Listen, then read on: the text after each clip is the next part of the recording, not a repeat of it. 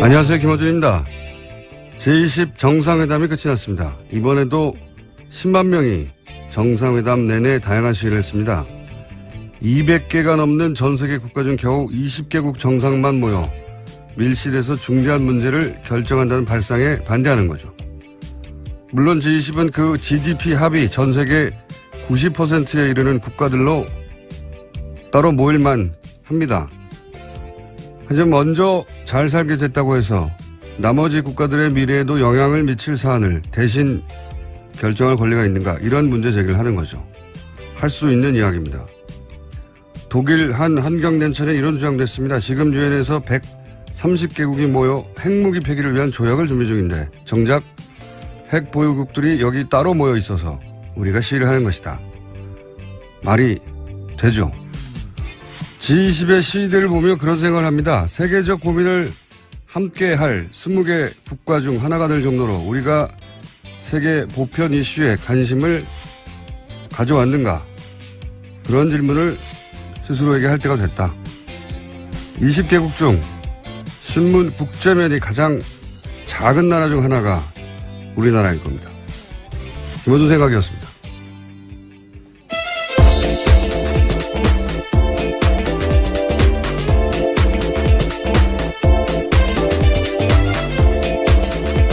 시사인의 김은지입니다.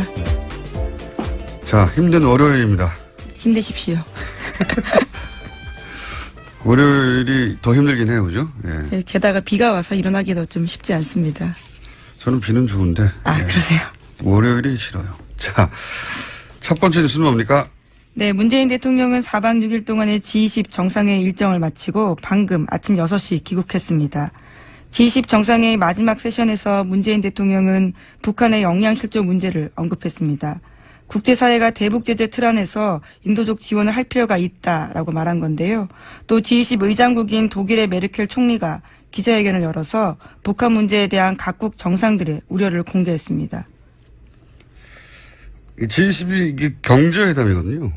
원래 각국의 경제부 장관하고, 예, 한국은행 총재 각국에 그렇게 모여서 회의를 하다가 언제죠? 2007년인가 8년인가 그 미국발 경제위기 있었잖아요. 그때부터 정상에 모이기 시작한 건데, 그러니까 이게 정치적 내용은 경제회담이라 성명에 안 담기거든요. 근데 이 마지막 기자회견은 북핵 문제니까 정치적 문제인데, 이게 아마 우리 쪽 요청으로 기술적으로 이렇게 소화한 거죠. 성명에는 담길 수 없는데 의장국이 따로 기자회견하는 것으로. 정치적 이슈를 따로 기자회견 이렇게 하는 건 제가 알기로는 처음 있는 일로 알고 있습니다. 누가 이렇게 해달라고 혹은 하게 했는지 모르겠는데 잘한 겁니다, 이거. 잘한 건데 글쎄요. 이거를 잘했다고 자랑해 줄 곳이 없네요. 제가 보기엔 나도 잘한 건데. 여기 참가했던,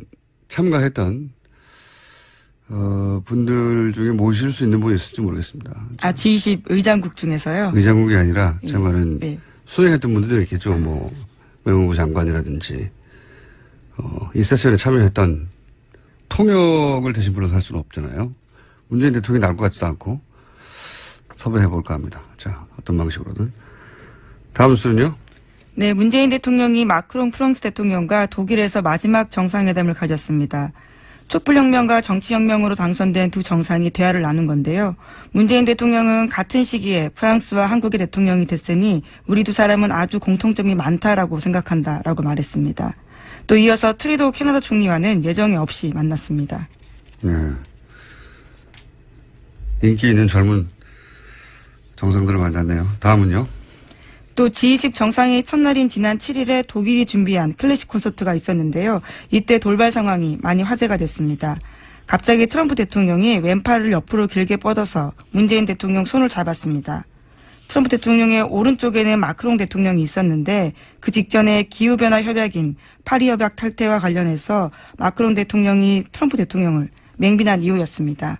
그래서 냉랭한 분위기였는데 이를 무마하려는 듯 트럼프 대통령이 문재인 대통령 손을 잡아서 화제가 됐습니다. 그 뒤에 이제 시진핑 국가주석이 앉아서 한 장에 예, 트럼프 대통령,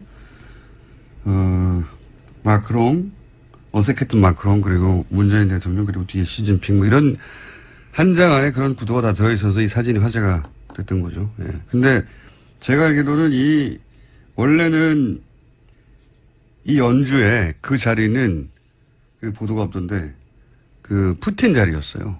네, 지각을 해서 그 자리에 예. 앉지 못했죠. 지각을 30분 이상 하는 바람에 그 자리가 문재인 대통령 자리가 됐다라고 알고 있습니다. 네.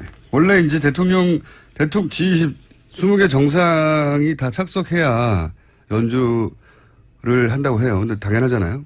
너무 오래 안 와가지고 그렇게 됐다고. 여담입니다. 중요하진 않지만 화제가 됐길래 사실이. 자, 다음 뉴스는요. 네, 이번 G20 정상회의 주요 의제에서 트럼프 미국 대통령은 고립을 자초했다라는 평가를 받고 있습니다. 주요 의제인 기후변화에서부터 미국은 다른 19개 나라와 맞섰습니다.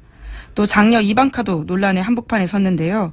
중국 시진핑 주석과 영국 메이 총리 사이에 이방카가 앉아 있었습니다. 트럼프 대통령이 인도네시아 대통령과의 양자회담을 위해서 자리를 비우자 대리 출석한 겁니다. 딸이라고 해서 이제 아빠 자리를 대신할 수 있다고 하는 발상은 미국 같은 나라에서는 참 믿기 힘든 수준의 이게 해프닝이에요, 사실. 어디서든 좀 믿기 쉽지 말이 않은 안 되는 얘기인데요. 거죠, 말이 안 되는 거. 예. 백악관 고문이긴 하지만요. 그 자리에 앉을 수 있는 자격은 아닙니다. 전혀 아니죠. 예. 예. 국가 서열 넘버 2도 아니고 그냥 딸이거든요. 예. 거기 앉아도 된다고 하는 아버지나 거기 실제로 다른 정상과 함께 앉아버리는 딸이나. 그래서 실제 이번은 G20이 아니라 G19 플러스 1이라고 예, 야유성이죠. 예, 비꼬는 건데 그렇게 불리고 있어요. 처음에 누가 이 말을 했나 봤더니 BBC 특파원이 이렇게 표현을 했던데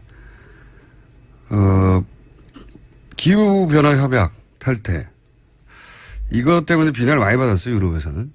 그러면서 영국 언론도 비난을 했고 근데 이게 트럼프 공약이었거든요. 미국 석탄 산업 부흥을 내가 이렇게 다시 부흥을 시키겠다. 그러면서 이 기후변화는 거짓말이라고.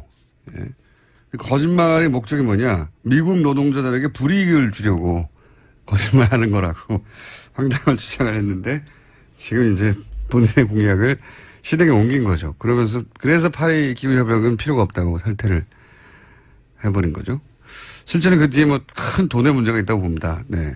돈의 문제가 있는데 그것 때문에 비난을 받았고 또 한 가지 그 트럼프가 19 플러스 1로 흔적을 남긴 게 이제 G20은 원래 보호무역에 반대하는 게 기조였거든요. 그렇죠. 예, 이번에는 자국 시장을 보호할 권리가 있다. 뭐 이런 식으로 명기하는 걸로 트럼프 대통령의 주장이었죠. 병기하는 것으로 약간의 전제 조건을 달고 이 문제는 저희가 잠시 후에 전문가 최성문 교수님과 함께 좀 나눠보겠습니다. 말 나온 김에 이제 G20 얘기를 더 이상 할 일이 없을 것 같으니까 제가 전해드리는 재밌는 얘기 몇 가지 전해드리면 사우디 국왕은 낙타 12마리를 싣고 왔다고 그래요. 네. 네.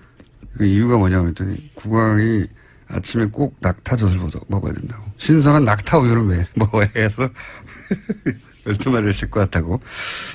뒤져보니까 언론 보도는 없더라고요. 그렇게 네. 많은 낙타가 필요한 건가요? 그건 자세히 모릅니다. 예. 여담이에요. 제가 들은 예. 이야기 중에 웃긴 거. 그다음 메르켈이 철문앞까지 걸어온 게 화제가 됐잖아요. 우리나라에서도.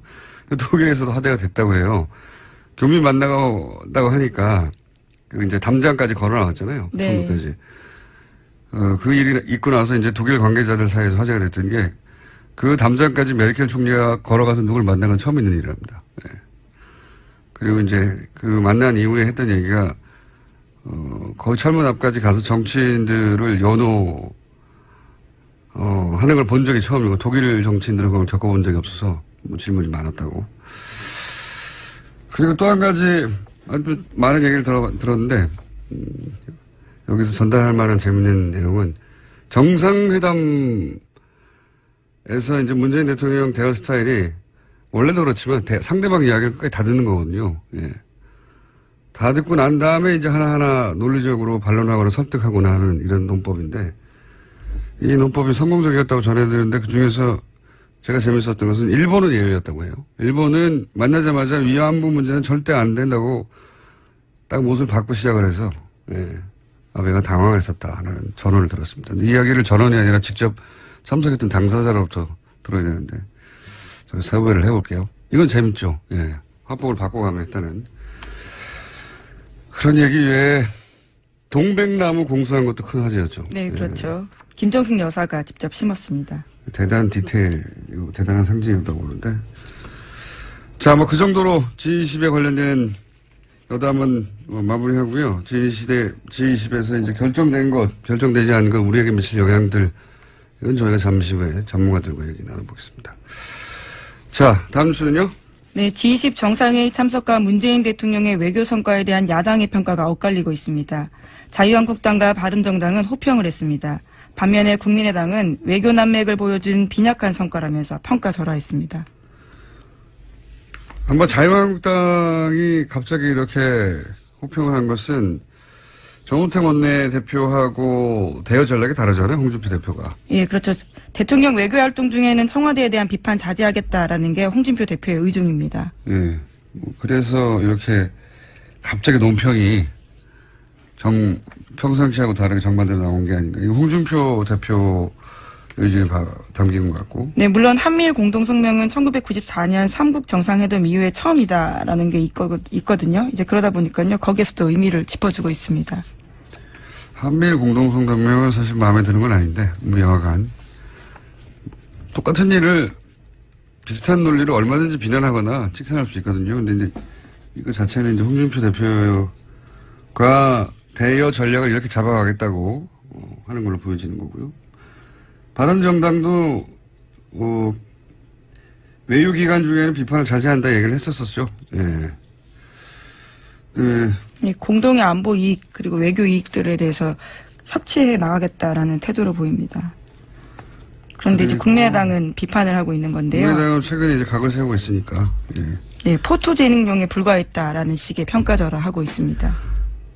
뭐 비판하는 이유는 자기들의 정치적 목적에 따라 그럴 수 있는 거죠. 그럴 수 있는데 이건 좀 웃겼어요. 포토제닉 회담이었다는 거. 포토제닉은 칭찬이거든요. 사진 잘 받는다는. 예. 비난을 칭찬의 언어로 하는. 이건 좀 웃겼습니다. 이 워딩은. 포토제닉용. 예.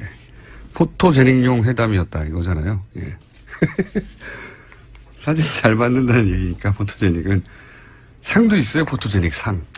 기억해 보시면. 어쨌든 그런 반응도 있었습니다. 자, 다음 뉴스는요? 네, 검찰이 어제 이준서 전 최고위원에 대해서 구속영장 청구했습니다. 이 전 최고위원이 구속된다면 검찰 수사가 국민의당 윗선으로 확대될 가능성이 있습니다. 검찰은 또 이유미 씨의 남동생에 대해서도 구속영장을 청구했는데요. 이 전 최고위원 등에 대한 영장실질심사는 내일 오전에 열립니다. 그렇군요. 미필적 고의나 관련 전문 분석은 저희가 3부에서 박범계 의원과 함께 하겠습니다. 네. 자, 여기 대해서 이제 국민의당은 반발을 당연히 하겠죠. 예. 국민의당 반응은 어떻습니까? 바로 지도부 대책회의 소집했습니다. 이번 영장 청구는 검찰의 과잉 충성 수사 결과라면서 추미애 더불어민주당 대표를 비판했습니다. 더불어민주당 같은 경우에는 국민의당의 당의 자체 진상규과와 다른 내용이다라는 지적을 했는데요. 검찰 수사로 당의 관련성이 드러났음에도 불구하고 책임지기는커녕 공세에만 나서고 있다. 이렇게 비판하고 있습니다.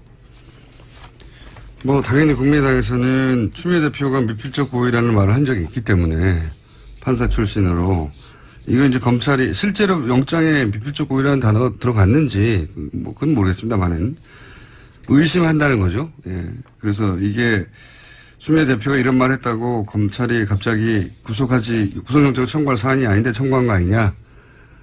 이런 주장인 거고요. 민주당에서는 무슨 소리냐. 적반하장이다. 뭐 이런 얘기인 거죠. 예. 여기서 이제 가이드라인을 제시했다고 하는 걸 계속 국민의당에서는 주장할 수 있고. 근데 국민의당이 당 조사단을 꾸려서 자체적으로 결론을 냈잖아요. 네, 이유미 씨 단독 범행이라는 거죠. 단독 범행이라고. 예. 공당이 조사단을 꾸려서 분명히 당으로서는 다 조사할 수 없었던 석연치 않은 지점이 있었는데 과감하게 단독 범행이라고 결론 낸 것도 가이드라인이라면 가이드라인이죠. 만약에 당대표가 한마디 한 게 가이드라인이면. 그게 더 자세한 가이드라인이라고 볼 수도 있습니다. 근데 이제 뭐 정치적 공방인 거죠, 지금은. 정치적 공방이고, 이 영장이 실제 발부가 될지 아닐지에 따라서 또, 정국이 좀 달라질 것 같고요. 실제 영장이 발부가 돼버리면, 그때는 국민의당이 할 말이 정말 없어지겠죠. 기로에 서 있습니다, 국민의당도 여러 면에서. 다음 뉴스는? 네. 다음 뉴스는요? 네. 추경안 처리가 점점 더 어려워지는 분위기입니다. 야3당은 게다가 문재인 대통령이 오늘까지 재송부를 요청한 송영무 조대엽 장관 후보자에 대한 인사청문 보고서도 채택해줄 수 없다라고 날을 세우고 있습니다. 그렇죠. 뭐 계속. 강경화 장관 김상주 위원장 때도 강행하면 파국을 맞이할 거라고 그랬죠. 파국은 오지 않았고. 근데 이번에는 어쨌든 추경도 걸려 있으니까요. 추경이 통과가 잘 안 될 것 같아요. 게다가 김희수 헌법재판소장 같은 경우에도 한 달째 지금 인준안이 표류하고 있는 중입니다. 그러니까요. 제가 말씀드렸잖아요. 2달 이내에 국무위원 구성이 안 된 건 처음이라고, 우리 헌정사에서. 만약에 그 점만 강조해서 언론이 막 공격을 했다면 야당이 굉장히 괴롭겠죠. 추경이 통과되지 않은 것도 안 된다면, 만약에 안 되는 것도 처음 있는 일입니다. 다 했던 일이에요. 그전에는 문제가 없어서 했던 게 아닌데 아주 어렵게 길을 가고 있습니다. 근데 이제 과거의 차이점이라면 야당이 그 정도의 비판을 받지 않는 거죠, 언론으로부터. 자, 다음 순요. 이재용 삼성전자 부회장이 오늘 박근혜 전 대통령의 재판에 증인으로 출석할 예정입니다. 하지만 앞서 재판에 나왔던 삼성 임원들처럼 증언을 거부할 가능성이 크다고 합니다. 그러니까요. 삼성은 여러모로 참 대단합니다. 삼성전자가 대단한 회사거든요. 지금 이익이 세계 1위가 된 거잖아요. 그 애플을 제치고. 네. 정말 대단한 회사인데 여기 삼성의 오너도 참 대단합니다. 오너를 위해서 이러는 건데. 네, 대신에 법정 바깥에서는 말을 아주 많이 하고 있다라고 하는데요. 장애 여론전에 적극적이라는 보도도 나오고 있습니다. 삼성은 기자들한테 라오싱과 관련한, 그러니까 삼성의 속칭 말세탁과 관련해서 자신들이 책임이 없다라는 취지 이야기들을 여러 차례 기자들한테 하고 있습니다. 말세탁 관련 저희가 몇 번 다뤘죠. 네. 매매, 해제 관련. 그게 이제 적극적으로 여론전을 한 결과로 보여지고요. 왜냐하면 실제로 기자들한테 그런 여론전을 적극적으로 했으니까요. 그리고 출석을 거부하는 적은 있는데, 출석을 해서 증언을 이렇게 집단으로 거부하는 거는 역시 헌정사상 최초. 없는 일입니다. 없는 일. 없는 일이 일어나고 있는 거예요. 이제 출석을 한 다음에 말을 안 하는 거죠. 말을 안 할 권리가 있긴 있거든요. 자기한테 불리한 것은 말하지 않을 진술할 권리가. 근데 이렇게 집단으로 이 조직 내에 있는 모든 사람이 모두가 다 이런 건 처음입니다. 대단합니다. 근데 이제 이게 말 세탁 의혹 관련해서 증거를 제출한 말 매매 해제. 계약 해지서죠. 이상한 문서인데요, 진짜. 8개월 있다가 말을 돌려받았다고 하는. 근데 과거에도 보면 뇌물을 받았다가 돌려준 건 많아요. 간단하게 얘기하면 뇌물이 아니라는 주장을 하기 위해서 뇌물이라고 주장되는 돈이든 말을 내가 되돌려받았으니까 원래 내 말이고 뇌물이 아니었다는, 간단하게 보면 그런 거거든요. 그 당시 행위만으로 충분히 뇌물죄는 입증이 가능합니다. 되돌려준 건 의미가 없거든요. 그러니까요. 뇌물이었다가 되돌려준 뇌물 사건 되게 많아요. 근데 기자들이 그걸 몰라서 이렇게 말세탁 의혹을 단돈에 해소할 만한 증거가 나왔다는 식으로 보도했을 리가 없잖아요. 여론전의 결과라고 봅니다, 저는. 그런 보도가 한두 차례 크게 있었는데. 자, 시간이 다 됐나요? 네. 제목 정도 읽고 지나갈 수 있을 것 같습니다, 하나. 네, 지난 8일 박근혜 전 대통령이 구속된 지 100일이 됐다라고 하는데요. 박근혜 전 대통령 구속 생활에 대해서 동아일보가 아침에 짧게 기사가 나왔습니다. 새벽에 주로 영안사전을 읽는다고 하고요. 일과 중에는 박경리의 토지를 읽으면서 시간을 보내고 있다고 합니다. 그래요? 일간지는 아닌데 일요신문에서 최근에 굉장히 재밌는 이게 사실관계를 확인하기가 일단 취재원을 확인할 수 없으니까 잘 모르겠는데 그런 일요신문의 보도가 지난주에 있었어요. 그러니까 영어사전 그 얘기도 나오지만 벽을 보고 알 수 없는 우리말도 아니고 영어도 아닌 말을 벽을 보고 뭐 중얼거리는 걸 교도관들이 몇 번 봐서 그 외에 이상하다고 생각되는 행동들이 몇 가지 있다고 일요신문이 보도를 했더군요. 네, 이 기사에 따르면 아직까지 건강에는 심각한 이상은 없다라고 합니다. 몸 말고. 예, 정신건강의학과 의사와는 상담한 적이 없다라고요. 보도하고 있습니다. 일요신문을 한번 자세히 보시고 내일 한번 그 요약해서 전달해 주는 것으로. 그런 기사가 나왔어요. 예, 이건 제가 말씀드리는 건 동아일보 기사입니다. 그래요? 이상의 행동으로 비춰진다고 하는 게 몇 개 있었습니다. 몇 개 있었는데 그 중에 제가 하나는 말씀드리고 벽 보고 알아들 수 없는 방언인데 말이죠. 사실관계는 저도 일요신문에 의하면이라고밖에 전달할 수가 없네요. 삼성 관련해서 정유라 씨가 증인 안 나가겠다는 정도의 뉴스가 있는 것까지 하죠. 예, 정유라 씨가 안 나가겠다고 하죠. 예, 오는 12일입니다. 증인으로 채택됐는데요. 나가지 않겠다는 뜻을 밝혔습니다. 그러니까 이재용 부회장의 재판에 정유라 씨가 구속되느냐 아닌 되느냐가 대단히 큰 영향을 미칠 수 있다고 저희가 짚었었는데 정유라 씨는 아예 증인으로 나가지 않겠다고 하는 거죠. 예, 자신을 방어하는 최선의 길이다 이렇게 밝히고 있습니다. 그것도 그렇고 이재용 삼성 부회장이 만약에 뇌물죄가 무혐의가 된다면 그럼 뭐 줄줄이 관련된 박근혜 전 대통령이나 최순실 씨나 정유라 씨 모두 형이 확 줄어들겠죠. 예. 자, 오늘 여기까지 하겠습니다. 지금까지 시사인 김은지였습니다. 감사합니다. G20 정상회담이 마무리했습니다. 자, 어떤 성과, 어떤 과제를 남겼는지 잠깐 짚어보겠습니다. 문재인 대통령 외교안보 자문그룹에 설정했던 연세대 정치외교학과 최종건 교수님 스튜디오에 직접 나오셨습니다. 예, 안녕하십니까. 최종건입니다. 예. 자, 방금 저희 마이크에 예. 이어폰이 거치되어 있어가지고 저희 예. 이 얘기를 막 시작하려고 그러는데 스텝이 뛰어들어가지고. 아, 예. 전 제가 뭐 잘못한 줄 알았어요. 끌려나가시는 줄 알았죠. 네네. 잠깐 해프닝이 있었습니다. 네. 자, 일단 G20 이번 정상회담을 몇 줄로 전문가 입장에서 요약하면 어떤 정상회담이었습니까? 세 가지로 볼 수 있을 것 같아요. 하나는. 말씀하셨던 네 가지 나올 것 같은데. 예, 세 가지입니다. 하나는. 세 가지입니까? 앞으로 세계 국제정치의 지도력을 어떻게 발휘해야 다른 국가 혹은 이 국제사회로부터 존경을 받을 수 있겠는가라고 하는 문제 하나고요. 네. 두 번째는 과연 미국의 지도력은 국제무대에서 어떻게 진행될 것인가라고 하는 거 하나고. 네.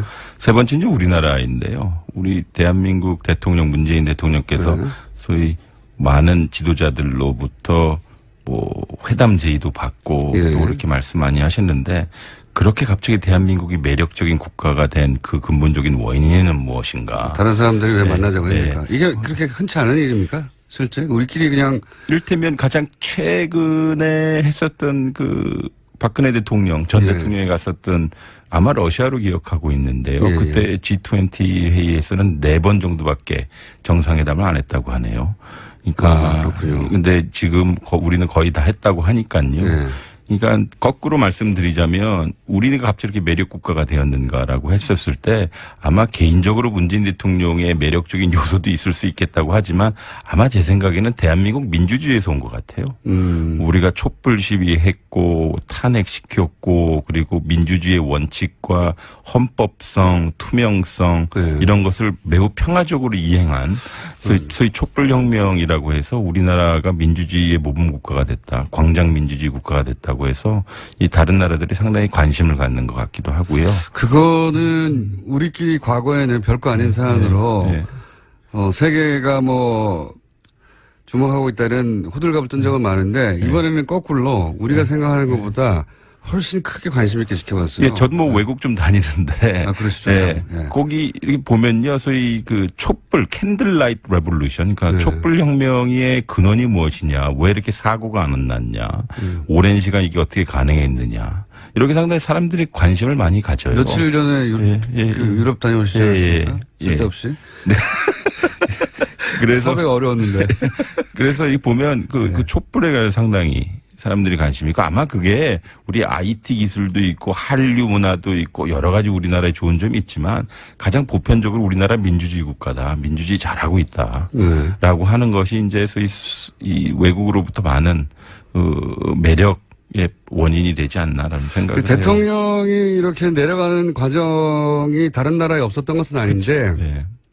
대부분은 폭력 사태를 동반하고 네. 그리고 이제 집회도 과격하시기 마련이고 뭐 불타는 장면 몇 개는 반드시 나와야 되고 그런데 그게 전체가 없으니까 신기해하는 분들이 많습니다. 그렇죠. 그래서 뭐 독일에서도 민주주의를 다시 배워야 한다 한국에게 뭐 그런 기사도 많이 났었고 뭐 그런 이유가 호기심이 있을 것 같아요. 그렇죠. 각국의 정상들이 누구길래 이렇게 된 건가? 그렇죠. 예. 그리고 이 소위 촛불 시민의 명령을 받아 혹은 지지를 받아 당선된 대통령은 누구인가라는 그렇죠. 개인적 수준의 호기심도 있겠지만 이 대한민국을 대표한 이 정상이 과연 이 무엇을 대변할 것인가. 그러니까 대한민국의 가치가 무엇인가.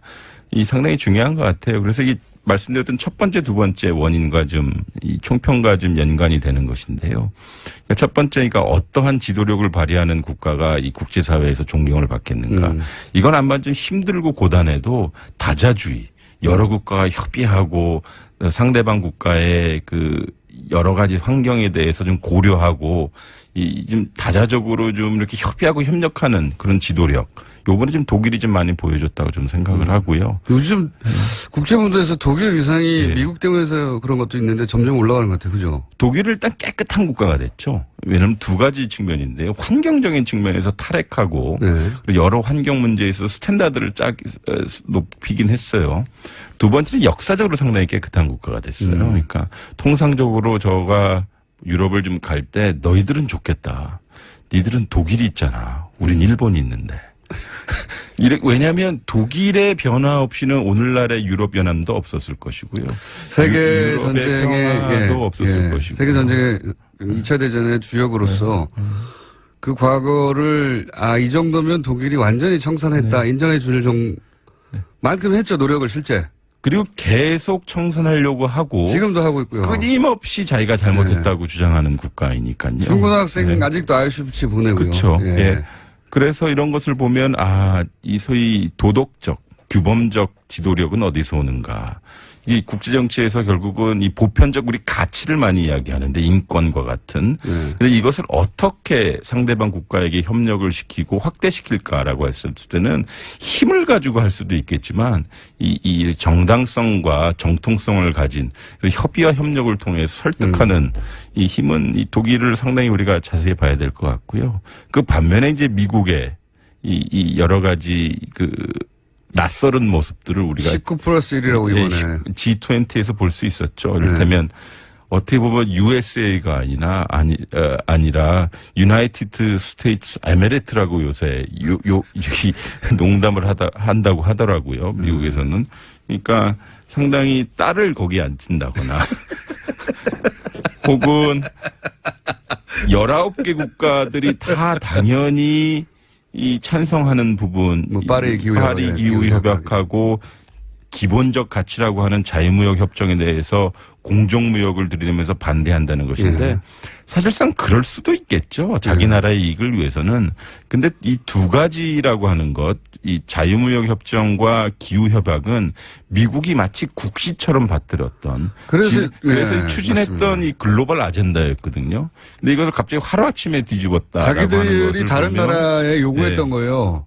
그렇죠. 그러니까 미국의 패권적 지도력에 좀 변화가 생기지 않을까. 아마 그 변화가 생긴다면 그 첫 번째 이 광경을 우리가 이번에 함부르크에서 목도하지 않았나라는 생각이 들어요. 미국의 영향력이 점점 국제 무대에서 과거에 비해 상대적으로 줄어드는 게 틀림없는 것이 트럼프 대통령이 만든 변화이기도 하지만 이렇게 19+1로 조롱을 다른 모든 국가들 거기 참여한 국가들 중에 특히 유럽 국가들은 이 트럼프 행동에 대해서 비난 쪽에 보도를 굉장히 많이 했거든요. 그렇죠. 예. 그리고 그런 그 메르켈 총리가 그런 얘기도 했죠. 미국이 이렇게 만들어 놓은 세계 질서에서 미국 니네만 빠지려고 하고 있다. 네.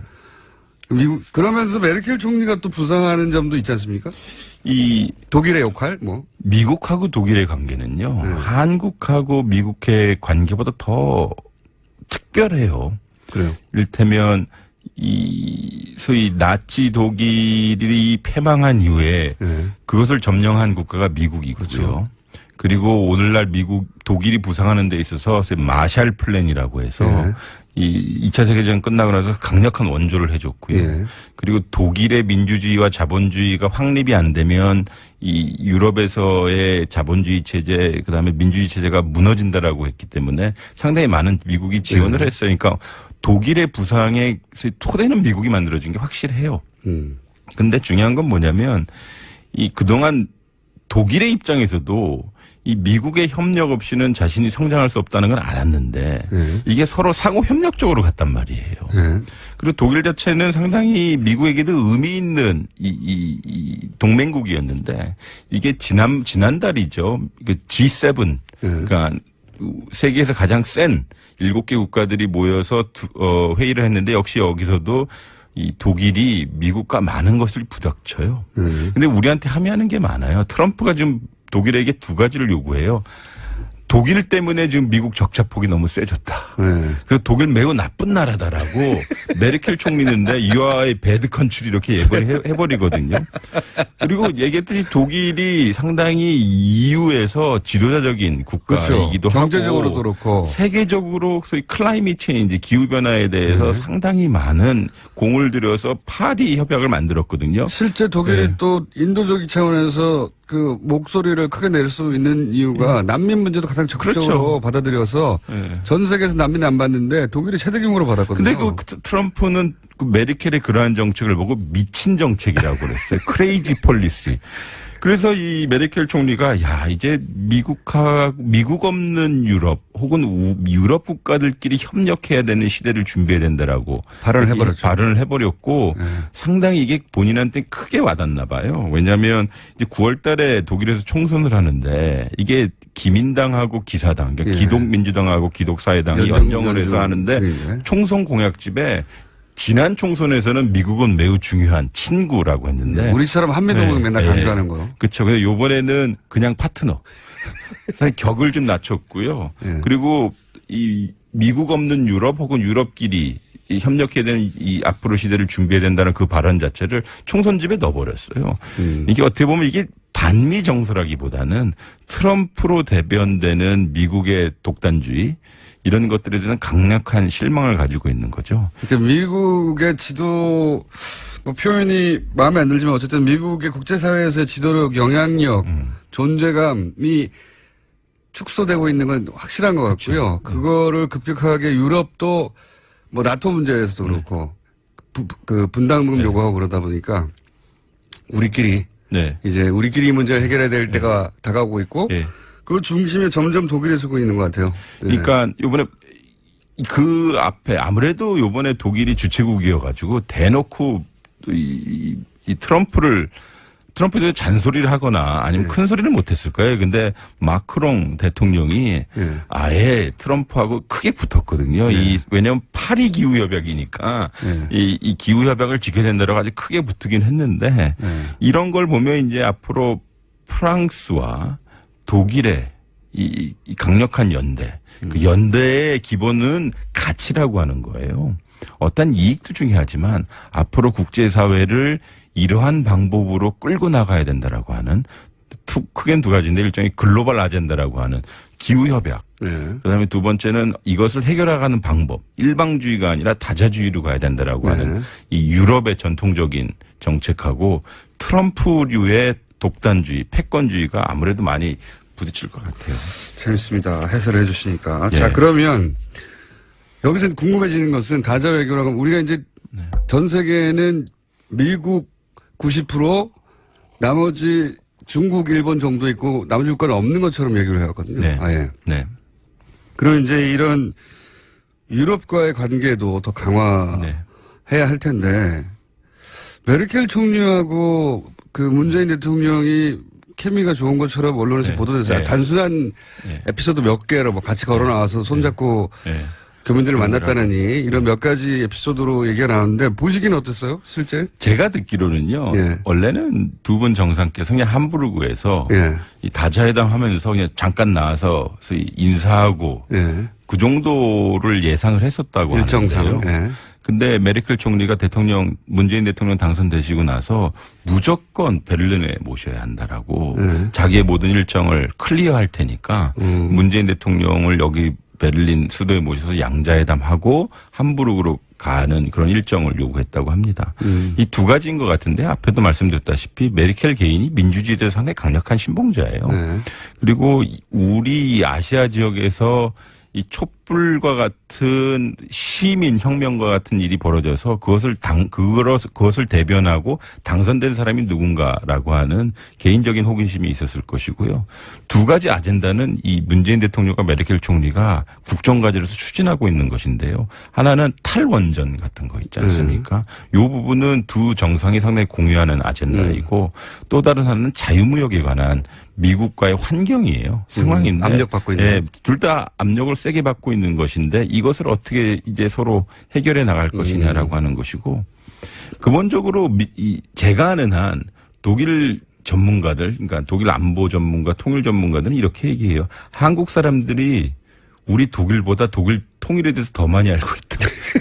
왜냐하면 지난 30년 동안 독일 맨날 연구했거든요. 맞아요. 그러니까 이제 독일에서는 이제 그 통일 이후에 통일 독일 사회를 연구하고 있는 것인데, 그러니까 그런 면에서 보면 우리 독일이 과연 한국에 무엇을 해줄 수 있는가 이것이고. 그러니까 한국이 독일의 통일에 대해서 관심을 가진다는 것도 잘 알고 있고. 그렇죠. 네. 중요한 건 이겁니다. 문재인 대통령 정권이 이제 북한에서 비핵화를 추진하려고 하고 있는데 이 EU를 중심으로 이란과 협상에서 비핵화에 성공했죠. 가고 있는데 거기 네. 독일이 주축을 했거든요. 네. 그래서 독일 일종의 지도자 역할을 했는데 거기서 노하우를 서로 공유할 수 있는 점도 많고요. 그 점도 있네요. 네.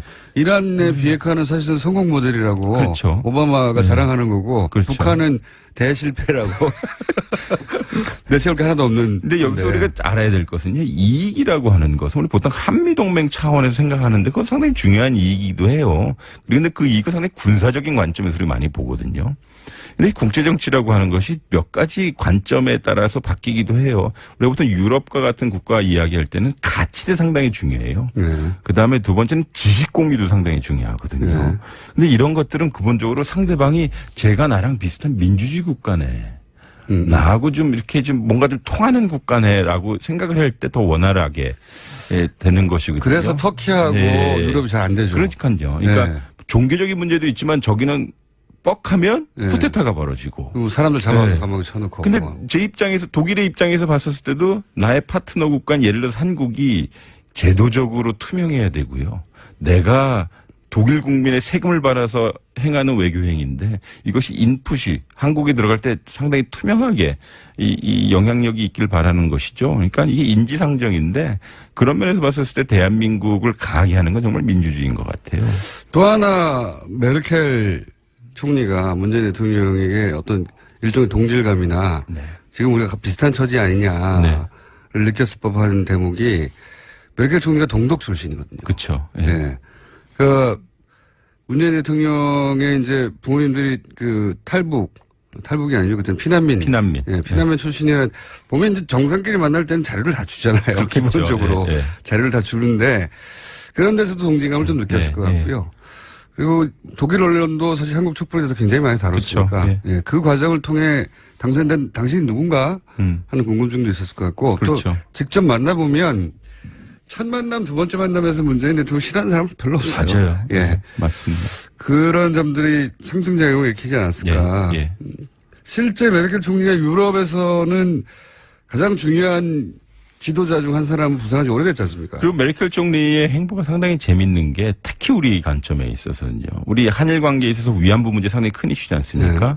이 메르켈 총리가 동경에 가서요. 한 1년 전인가 2년 전에 일본 사람한테 대놓고 얘기해요. 위안부 문제 같은 거 해결하지 않으면 일본은 도덕적으로 지위를 갖는 국가가 되지 않을 것이다. 국제사회에서. 그렇게 상당히 우리에겐 마음에 참 잘 드는 총리이고 이게 어떻게 보면 도덕적 가치, 규범적 가치, 그다음에 보편적 가치에 상당히 부합하는 지도자라고 하죠. 알겠습니다. 그러니까 트럼프가 불편하겠죠. 예. 불편하겠고 우리하고는 접점이 많이 있을 수 있다. 네. 이건 또 어떻습니까? 일본 뭐 다른 나라도 그렇지만 네. 가장 격돌하는 그 이슈가 있는 나라 중에 하나 일본 아닙니까? 네네. 일단 위안부 문제는 네. 뭐 대놓고 절대 안 된다고 선언부터 하였기 네. 때문에 네. 이 한일 회담도 관심을 많이 가졌는데 관련 보도는 별로 없어요. 어떻게 보셨어요? 일단은 문재인 정부의 일본 정책은 대일 정책은 두 가지인 것 같아요. 하나는 소위 쉽게 말씀드려서 일본에게 삐지지 않겠다. 뭐냐면 박근혜 정부는 위안부 문제 해결해 주지 않으면 너랑 만나지도 않고 대화하지도 않고 소위 왕따 놓을 거야 우리 스스로. 요거였거든요. 네. 그러니까 위안부 문제가 한일 관계의 대부분을 이렇게 하이제크, 납치한 듯한 모습을 보였어요. 근데 일종의 블랙콕처럼. 실제로 사인해줬어요. 근데 끝에 가서는 결국 그러한 일이 벌어졌죠. 네. 이거 12월 28일 위안부 합의라고 하는 국민의 정서를 받아들이지 못하는 걸 됐는데 근데 문재인 정부는 어차피 이 일은 터진 것이고 이것은 국민 정서가 받아들이지 않으니 개선해야 된다라고 하는 것이거든요. 즉 개선해야 되는 근본적인 이유는 대한민국 국민이 받아들이지 못하는 것도 있지만 보편적 인권 가치에 부합하지 않는다는 그렇죠. 것이죠. 네. 보편적 인권 가치라고 하는 건 두 가지예요. 하나는 이 피해자의 정서와 합의를 하지 않았다라고 하는 것이고 여성 인권을 보호하지 못했다라고 하는 것인데요. 요거는 유엔도 역시 재합의하고 재협상하라는 것이어서 이건 반드시 짚고 넘어가겠다라고 하는 것이죠. 근데 한일 관계가 위안부 문제만 이야기하는 관계이고 싶지는 않다. 그러니까 우리가 북한 문제, 그다음에 경제 문제, 사회 문제에서는 계속 교류 협력을 해야 되는 것이다. 즉 이렇게 함으로써 어떤 일이 벌어지냐면 한일 관계의 소위 정상적인 미래를 위해서는 위안부 꼭 짚고 넘어가겠다. 이게 문재인 대통령의 개인적 신념이기도 해요. 그러니까 인권 대통령으로서 그다음에 여성에 대한 소수자에 대한 것 그리고 또 하나는 일종의 그 당시에 작은 세월호였던 거죠. 뭐냐면 국가가 국민 특히 여성의 인권을 보호해주지 못했다라고 하는 것이어서 이거 반드시 짚고 넘어가겠다는 거죠. 즉 뭐냐면 역사 문제이기도 하지만 지금까지 연속적으로 이어지는 인권 문제의 대표 사례로서의 위안부 문제를 해결하지 않으면 대한민국 민주주의도 말이 안 된다는 거라고 믿고 있는 것 같아요. 그래서 이걸 좀 강력하게 했죠. 물론 근데 아베는 12월 28일 위안부 합의를 이행하셔야 됩니다라고 했는데 이걸 아예 문 대통령께서 그냥 바꿔 간 거예요. 이거 이대로 안 돼. 그러면 한일 관계 정상적으로 발전 안 돼. 이거거든요. 제가 듣기로는 보통 그 정상회담은 문재인 대통령 스타일상 상대방 이야기를 듣고 다 듣고 나서 천천히 반박하는 방식으로 진행되는데 한일 회담만은 이 문제부터 먼저 이건 안 돼라고 못 받고 시작했다고 하더라고요. 근데 못은 박았지만요. 나온 결과는 우리한테 그렇게 나쁘진 않아요. 첫 번째 이 위안부에 대해서 확실히 우리 자세를 다시 한번 상기시켜줬음에도 불구하고 한국과 일본 사이의 셔틀 외교, 이 정상회담은 언제든지 할 수 있게 하고 이 기능적 협력은 계속 가야 된다라고 하는 것이거든요. 그게 아마 한일 관계의 이 현실이 될 수도 있겠죠. 우리 위안부 문제 때문에 우리 한일 관계 소위 쫑나는 건 아니니까요. 그 부분은 상당히 볼 필요가 있는 것 같아요. 알겠습니다. 그러면 이 정상회담을 퉁쳐서 우리 입장에서 가장 큰 성과는 뭐라고 보십니까? 정리를 해보자면. 두 가지인데요. 하나는 이 세계의 보편적 가치가 요번에 두 가지가 크게 불거졌죠. 하나는 이 기후변화에 대한 국제사회의 대응. 즉, 이 파리 기후협약에 대해서는 모든 국가, 그러니까 미국을 제외한 모든 국가가 지지한다고 했는데 우리 소위 모든 국가 안에 들어갔거든요. 그러니까 19+1이니까. 그러니까 한미동맹 프레임 차원에서 보면 그것이 말이 안 된다고 주장하는 사람들일 수도 있겠지만. 야, 우리 미국 따라가야 되는 거 아니야? 한미동맹인데. 근데 이것은 어떻게 보면 만약에 그쪽으로 갔다 그러면 대한민국이 일종의 왕따 당할 수 있는 세계적인 왕따가 문제이고 되겠죠. 네. 아마 이제 우리가 이제 보통 국가 규범을 따라가는 국가를 네. 가는 거고요. 예. 또 하나는 이제 자유무역 예. 가겠다는 것인데 이제 미국이 얘기하는 공정무역보다 우리나라 이익이 극대화된 자유무역 요구 하겠다는 것이고 그리고 이제 부차적으로 이제 대한민국 정말 매력적인 국가가 된 이유가 말씀드리지만 결국은 우리 시민의 힘으로 이 부정한 정부를 교체했다라고 하는 것 하나, 그다음에 공정한 선거, 투명한 선거를 통해서 새로운 대통령을 뽑았다는 것 둘, 그 대한민국 민주주의가 강화진 것. 이거 역시 보편적 가치여서 좀 대한민국이 이제 보통스러운 국가가 되는 것이 보통스러운 국가. 아닌가라고 생각을 했습니다. 예. 보통스러운 국가는 일본의 목표인데. 그렇죠. 근데 보통스러우니까 상당히 이 규범적이고 보편적인 국가가 되고 있는 거 아닌가라는 생각이 세계적 들어요. 기준으로 볼 때 예. 하자가 없다. 예. 최정권 교수님과 얘기를 나누다 보면 물이 흐르는 듯합니다. 진영 인간은 아닌데. 자, 연세대학교 정치외교학과 최정권 교수님이었습니다. 감사합니다. 네, 감사합니다. 3부에서 다시 뵙겠습니다. 검찰이 이준서 전 국민의당 최고위원에게 사전 구속영장을 청구했습니다. 율사 출신 정치인이죠. 더불어민주당 박건배 최고위원 연결하고 있습니다. 안녕하십니까, 의원님. 네, 안녕하세요. 우선 최고위원 되신 거 축하드립니다. 네, 감사합니다. 축하드릴 일인지는 잘 모르겠습니다. 요즘 같은 상황에서는. 민주당 최고위원은 뭐, 지나가는 얘기입니다만, 돌아가면서 하는 거죠? 예, 돌아가면서 합니다. 번역별 최고위원이라고 그렇게 말씀하셨어요. 예. 돌아가면서 차례가 와서 최고위원이 되셨습니다. 자, 이준서 전 최고위원이 이제 영장이 청구됐는데요. 네. 혹시, 어떤 혐의로 영장이 청구됐는지 아십니까? 짐작 정도만 하시는 건가요? 그렇죠. 어제 저녁 뭐 일부 언론 보도가 있었는데요. 네. 아마 영장 내용을 일부 좀 입수를 해가지고 보도를 한 것으로 보여지는데, 대략은 맞지 않을까, 그렇게 추측은 하고 있지만, 제가 영장 자체를 입수를 해보려고도 했는데, 철저하게 보아니라 구하지는 못했습니다. 내용은 맞을 것 같습니다. 기자들보다도 이 정보력이 떨어지신 최고위원이신데. 그렇게 볼 일은 아니고요. 공적 시스템이 이제 문재인 정부에 와서 잘 갖춰진 거죠.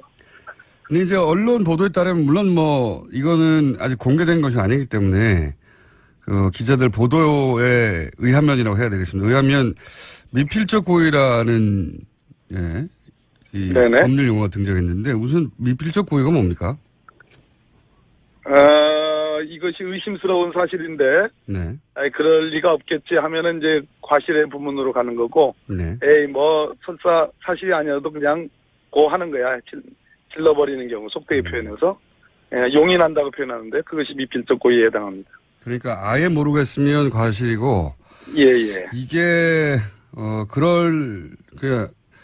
사실 아닐 수도 그런 가능성도 있긴 있지만. 근데 그래도 그냥 할 수 없다 하는 경우.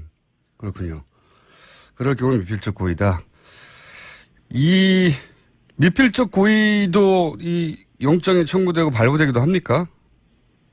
미필적 고의로 중요 사건들을 인정한 케이스는 매우 많습니다. 아, 그렇습니까? 우리가 이제 사람의 심리, 내심의 어떤 심리 상태를 사람이 평가하는 거기 때문에, 뭐 딱 떨어지는 고의가 없는 경우라도, 이렇게 여러 가지 종합을 해보면, 이건 충분히, 책임을 지울 만한 사안이다 하는 경우에, 미필적 고의 법률 적용해서 유죄가 많이 나옵니다. 그렇군요. 이준수 전 최고위원 같은 경우에는 처음부터 끝까지 이제 본인이 몰랐다고 부인하고 있고, 유미 씨는 처음부터 끝까지 혼자 한 게 아니라 윗선의 지시를 받았다. 이렇게 대립하는 상황 아닙니까? 네네. 그럼에도 불구하고 미필적 고의를 적용하고 영장을 청구할 수 있고 그게 또 발부되기도 한다는 말씀이신 거죠?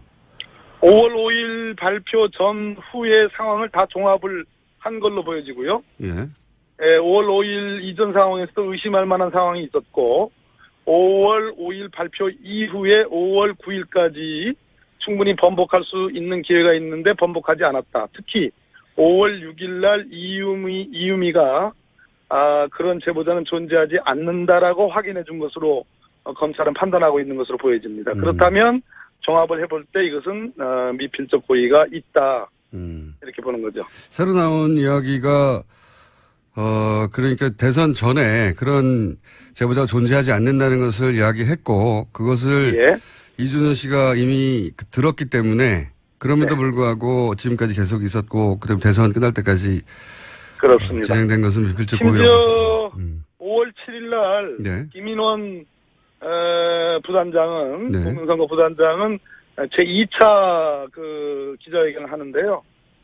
그때도 그 분명하게 인정을 했습니다. 그러니까 분명하게 그런 제보자가 존재하고 이것이 사실이다라고 다시 한번 확인을 했거든요. 네. 그러니까 그걸 말릴 수 있었음에도 불구하고 말리지 않았기 때문에 범죄가 성립된다 이렇게 봐야 되겠죠. 아, 그렇군요. 이유미 씨가 고 기자회견 전에 존재하지 않는다는 사실을 밝혔음에도 네, 네, 진행이 됐기 때문에 그렇습니다. 그 존재하지 않는다는 사실을 이준서 전 최기원이 믿지 않았거나 전달하지 않았거나 뭐 혹은 전달했는데도 계속 갔거나 뭐 여러 상황을 상정해 볼 수 있겠네요. 계속 갔다고 보는 거죠. 예. 그렇군요. 동생도 영장이 지금 청구됐는데 동생의 경우에는 어떤 건입니까?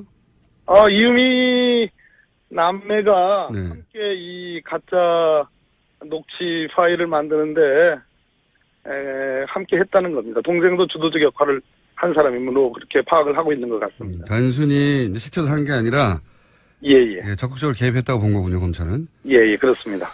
그런데 이제 이 영장 청구 관련해서 국민당은 추미애 대표가 마침 또 미필적 고의라는 추미애 대표가 이제 판사 출신이다 보니 아마도 본인의 예. 이 사안에 대한 판단을 그렇게 표현한 것 같은데 이게 수사 가이드라인을 제시한 것이다. 그래서 검찰총장 역할을 한 것이다고 국민당에서는 지적하고 있습니다. 이 문제에 대해서는 어떻게 답변하시겠습니까? 참 택도 없는 소리인데요.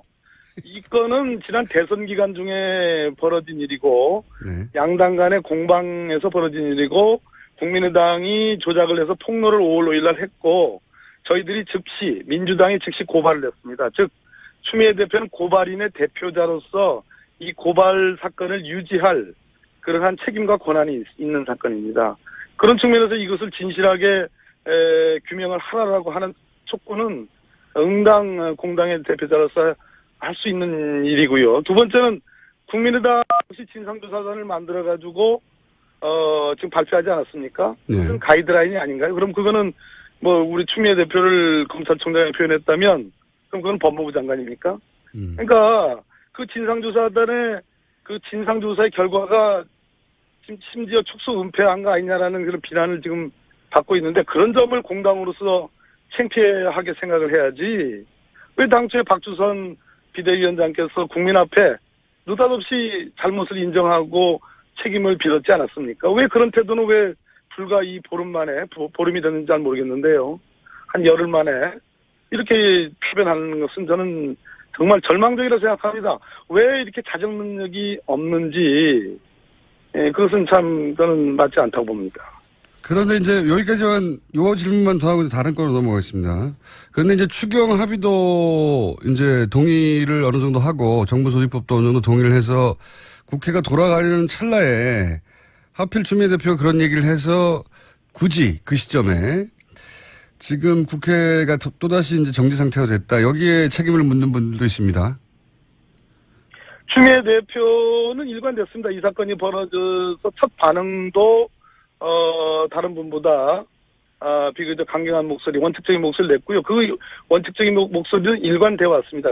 아까도 말씀드렸듯이 고발 대리인이었고 고발 대표였고 본인이 이 건으로 무고 고발을 역으로 당했습니다. 아, 본인이 직접 고발 당하셨죠, 참. 그렇습니다. 네, 당사자군요. 그렇습니다. 제대로 진상이 규명되지 않으면 추미애 대표가 오히려 형사 책임을 져야 될지도 모르는 그런 사건이 있는데 거기에 대해서 무슨 뭐 성불하신 분도 아니고 이건 뭐 응당한 성불. 당의 대표고 이것이 불거졌던 경위나 여러 가지로 봤을 때 저는 충분히 있을 수 있다고 생각합니다. 한 가지만 여쭤볼게요. 그래서 언론에서는 당내에 그래서 추미애 대표의 비판 목소리가 많다는 식의 보도가 있는데요. 또 정반대 보도도 있습니다. 그게 아니라 추미애 대표 발언에 힘을 실어주는 강경 목소리도 많다. 어느 쪽에 맞는 겁니까? 분위기가? 당은 당이고요. 당은 예. 당이고 원내는 원내입니다. 예. 가능한 한 조화를 이뤄가지고 그러나 전략적 배분이라는 게 있는 거고요.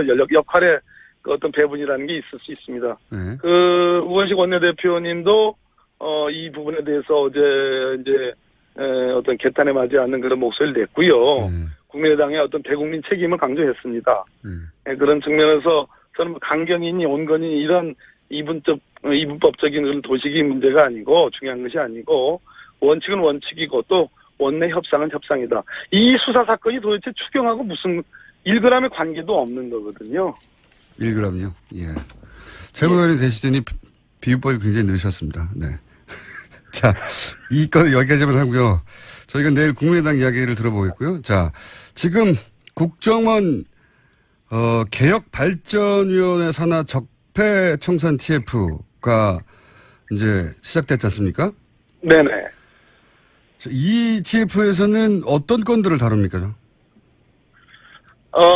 적폐청산 TF 말 그대로 국정원이 과거에 정치 개입, 국내 정치 개입을 통해서 많은 부작용과 국민의 지탄을 받았던 심지어 대선에 영향까지 미쳤던 그러한 사건들에 대해서 이걸 다시 되짚음으로써 국정원이 본래의 국가안보 정보기관으로서의 본래 모습을 찾고자 하는 그러한 노력의 일환으로 봐주셨으면 좋겠습니다. 이제 목적은 알겠는데, 구체적인 사건, 민간인 사찰, 국정원 댓글 사건, 북방 한계선 대화로 공개 사건, 국정원이 관여했거나 주도했거나 연루됐다고 보여지는 사건들을 쭉 정하셨지 않습니까? 네, 그렇게 많은 보도가 있었고, 사실로 보여집니다. 그 사건 중에 혹시 꼭 들어갔어야 되는데, 못 들어갔다 싶은 사건이 있으십니까? 개인적으로? 김원준 공장장님, 지금도 충분히 많은 내용들이 지금 적폐청산 TF에 감찰 대상으로 올라가 있거든요. 이것만 제대로 하더라도, 예. 네, 대체로 충분히 과거 이명박 박근혜 정부에 있었던 왜곡되고 굴절된 국정원을 바로잡는 데 필요한 그런 항목들은 다 망라되어 있는 것으로 평가하고 있습니다. 이 TF에 관심이 많은데 좀 진행이 되면 저희 스튜디오에 모셔서 좀 자세한 얘기 나눠보기로 하고요. 오늘도 여쭤볼 게 많습니다. 근데 곧 회의 들어가셨는데 짧게 몇 가지만 더 여쭤보겠습니다. 이 문무일 검찰총장 후보자가 이제 내정이 되니까 고검장들이 사의를 표명했지 않습니까? 근데 한 언론은 경험 있는 검찰들이 너무 빠른 속도로 관두고 있다 이런 우려도 하던데요. 검찰이 조직 문화거든요. 누가 강요한 것도 아니고 그러한 규정이 있는 것도 아닙니다. 동기나 아니면 위키수 선배들이 사표 내는 관행은요. 그거는 검찰의 조직 문화인데 저는 개인적으로는 바람직한 조직 문화라고 보고 있지 않습니다. 그래요. 예. 네. 그러니까 동기가 자리 올라갔다고 해서 혹은 후배가 진급이 빨라졌다고 해서 다 관둘 필요가 없는데. 예, 그건 군사문화 일종이죠. 그래서 이 사의 표명이 바람직하지는 않지만 이게 무슨 정권 차원에서 압박을 가한 게 아니다. 이런 말씀이시죠? 아니, 물론입니다. 당연한 말씀. 원래 항상 그래왔다, 검찰은. 알겠습니다. 법무부 장관 후보자에 대해서는 어떻게 평가하십니까? 박상기 교수님인데요. 평생을 형사법 학자로서 살아오신 분이고 외도 없이 제가 알기로는 그렇게 정치단체나 시민사회단체 이렇게 최근에 이제 경실련의 공동대표가 되셨지만 적어도 형사법 분야 특히 이 검찰 사법제도 개혁 분야에 대해서는 국내 가장 권위자 중에 한 분입니다. 잘하실 거로 기대하고 있습니다. 그런데 이제 법무부 장관, 검찰총장 그리고 또 한 축의 파트너가 이제 사법부인데 사법부에서 최근에 이제 법관 블랙리스트 문제로 이야기가 아주 어지럽습니다. 법관 블랙리스트가 실제 존재합니까? 어떻게 보세요? 개인적인 추정이 궁금합니다. 많은 이번에 전국 법관회의를 주도했던 많은 판사들, 평판사들의 목소리 중에는 그런 유사한 리스트가 있다라는 공감대가 꽤 있고요. 예. 그 부분에 대한 진상규명을 양승태 대법원장에게 강력하게 요구하고 있는 상황이고 그 주장은 전혀 근거가 없는 얘기는 아니다라고 저는 생각하고 있습니다. 물론 좀 복잡한 그게 있다는 것이 드러나는 것이 이제 조금 복잡한 과정을 통해서 이제 보도가 됐는데 그 전후 과정을 직접 판사를 하셨던 분으로서 들어본 결과는, 개인적인 결과는, 존재할 가능성이 높다, 이렇게 보십니까? 아니요. 우리 판사님들의 그러한 공감대가 있고 그런 주장을 하는데, 네. 나름, 전혀 근거 없는 얘기는 아니다. 이렇게 표현을 하고 싶습니다. 거기까지만. 존재할 가능성이 높다까지는 위험한 표현입니다. 밝혀져야 될 사안입니다. 네, 근거가 없는 것은 아니다 정도까지만. 알겠습니다. 최고위원이 되시더니 굉장히 조심스러워지셨습니다. 네. 전에도 이렇게 치거나 그러지는 않았습니다. 한간에는 법무부 장관 되시는 거 아니냐 얘기도 있었는데 안 되셨어요. 예. 여전히 괴롭히시는군요, 저를. 축하드립니다. 네. 오늘 말씀 여기까지 듣겠습니다. 네, 국민의힘 감사합니다. 감사합니다. 더불어민주당 박범계 최고위원이었습니다. 국민의당 반론은 저희가 내일 섭외하고 들려드리겠습니다. 친절한 AS. 저희 일부에서 최종훈 교수님 나오시면 문자가 많습니다. 네. 지난 첫 번째 출연 때도 그랬고, 오늘도 여러 문자가 있었는데 그 중에서 최 교수님은 이상하게 집중하게 만드는 특별한 능력이 있어요. 여기까지는 참 대단한 칭찬인데, 그 뒤에 이어서 딱히 재밌지는 않은데. 예. 참고로 공장장은 시간을 빨리 발견하는 능력이 있습니다. 2시간이 너무 짧아요. 네. 좋은 얘기고요. 그 외에도 목소리 칭찬도 많습니다. 공장장 6월부터 시작한다는 몸매 관리는 어떻게 됐나요? 이러다가 공장장 터질까봐 걱정이네요. 네. 네. 살살 하고 있습니다. 네. 좀 있으면 덜 터질 것 같은 느낌으로 전달될 거라고. 뉴스 공장 유사품 뉴스 당장이 별게 다 나오네요. 뉴스 당장. 관장도 나왔고요. 네. 그 다음에 농장도 나왔었죠. 예. 자, 누가 멀리 쓴나? 야, 이건 어떻게 했습니까? 아이슬란드는 제가 알기로는, 알파벳이 따로 있어요. 영어 알파벳 말고, 비슷하게 생겼는데 다르더라고요. HOFN. 이거 어떻게 읽죠? 영어식으로 읽으면 되는 건가? 하여튼 HOFN에 계시는 분입니다. 네, 백야라서 대낮 같은데. 빙하 투어하고 쉬고 있어요. 예. 여기서 문자가 300원인데 꼭 읽어주세요. 3,000원도 아니고 겨우 300원 가지고. 예. 자, 오늘따라 목소리가 인자하게 들립니다. 내가 졸리기 때문인가요? 그럴 겁니다. 네, 저는 인지하지 않습니다. 시드니에서 누가 멀리서 듣나?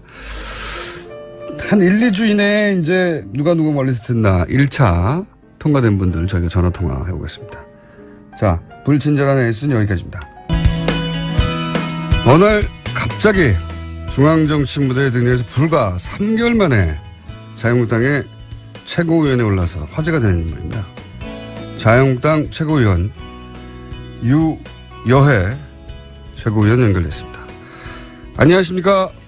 네, 안녕하세요. 네. 잘 지내셨습니까? 네, 반갑습니다. 뉴스공장 한번 출연하셨었는데 네. 우선 축하드리고요. 네, 감사합니다. 제가 알기로는 자유한국당은 뭐 역사가 짧으니까 그 전신의 새누리당이나 신한국당 거슬러 올라가도 현역 의원도 아닌데 이제 정치 입문이 채 3개월이 되기 전인가요? 직후인가요?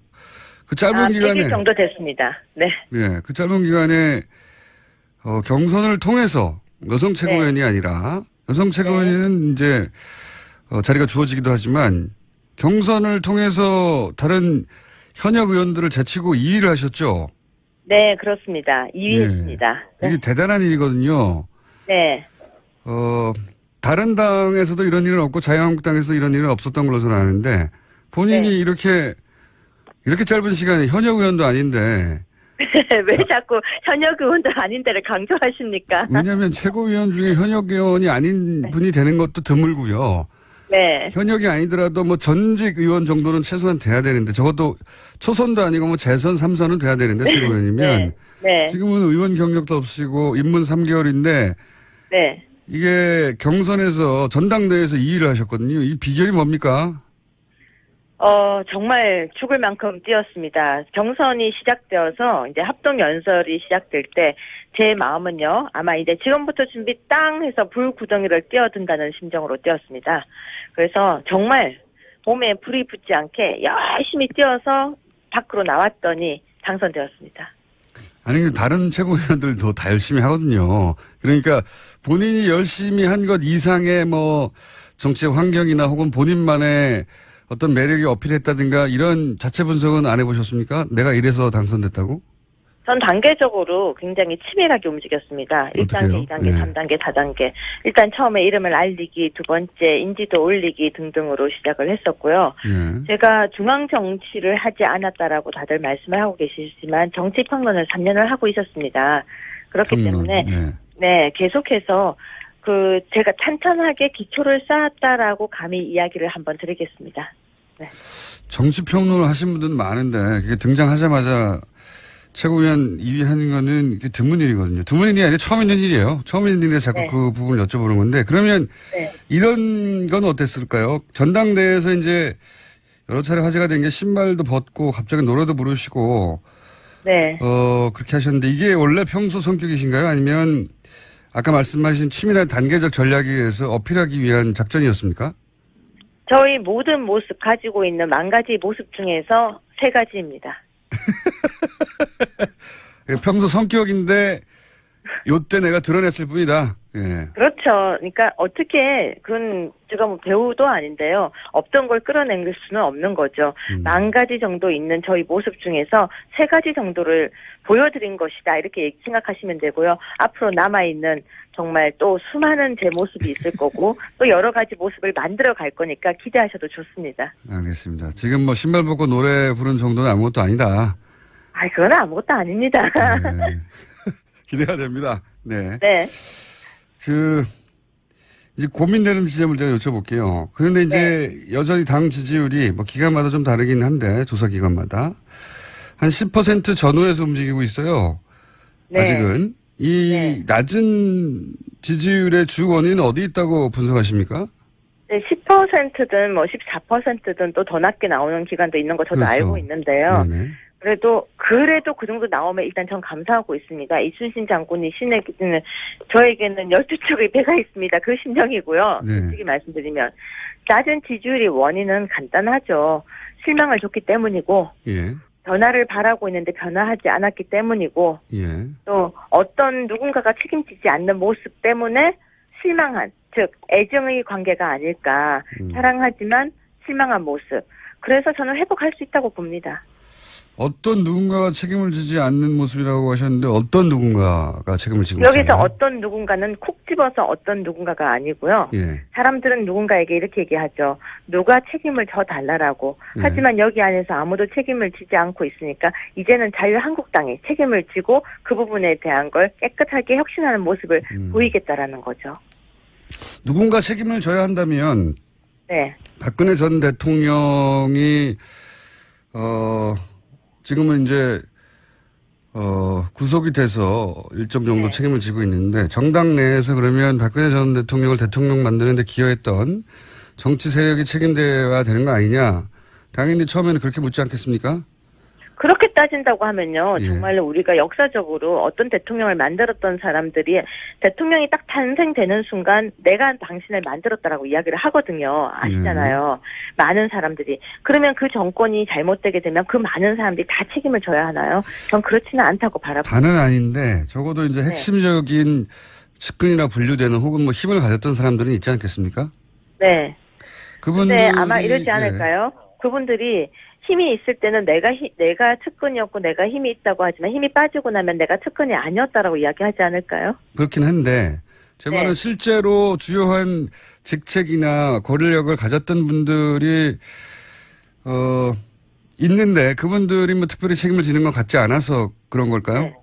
근데 우리가 많은 사람들이 책임이라고 이야기를 하고 있는데요. 그러면 어떤 책임일까요? 이미 1월 달에 저희 윤리위원회를 통해서 당원권에 관한 문제도 여러 가지가 언론에 제기됐었고 그런 부분이 있었는데 어느 정도 수의 책임을 원하시나요? 그거는 뭐 제가 원하는 게 아니라 사람들이 이 정도면 당이 이제 쇄신이 됐고 혁신이 돼서 네. 그런 모습을 보고 난 다음에 지지율이 돌아올 텐데 그게 안 돌아오는 걸 보면 사람들이 그렇게 느끼지 않는 거 아니겠습니까? 저는 그렇게 생각하지 않습니다. 어느 한 사람 한 사람의 책임이 아니라 당 전체가 변하는 모습을 보여줬어야 되는데 그 모습이 없었기 때문이고 그래서 이번 저희 지도부는 이제 어떻게 하든지 혁신의 모습, 바뀌는 모습을 보이려고 노력하고 있기 때문에 한두 달 정도 바라보시면은 윤곽이 보이고 변하고 있다라고 느끼실 거라고 봅니다. 알겠습니다. 유여회 위원회에서 하셨으니까 여러 가지 변화가 있었다는 모습이 이제 여러 가지 퍼포먼스로도 나올 수 있을 것 같아서 제가 기대가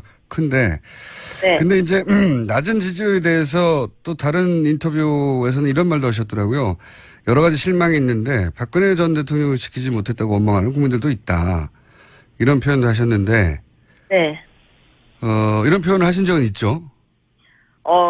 그 표현을 했다라기보다는 예.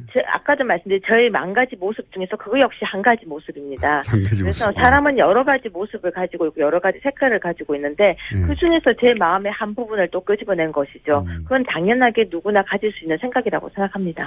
당연하게 누구나 가질 수 있는 생각은 아닌 것 같은 게요. 왜냐하면 탄핵 왜냐하면 정부에서 저는 자유한국당의 당원이고 자유한국당의 입장에서는 저희 전당대회에서는 충분히 그런 문제를 이야기할 수도 있는 겁니다. 여기서는 저희 전당대회였다는 것을 감안해서 이야기를 해주셨으면 고맙겠습니다. 요 이야기는 이제 전당대회가 아니라 나중에 인터뷰하신 거에서 제가 여쭤보는 건데 제가 이런 질문을 드린 이유가 있습니다. 오늘 네. 처음으로 이제 인터뷰를 하는 거라 제가 매우 네. 뭐랄까요 사이좋게 지내고 싶어서 저랑 사이 좋지 않으세요? 저는 직접 가서 뵀을 때 사이가 좋다고 생각했는데 왜 갑자기 그러십니까? 아니 사이 좋다고 생각합니다. 생각하는데 네. 그 이 만 가지 중에 또 다른 모습도 좀 뵈가지고 네.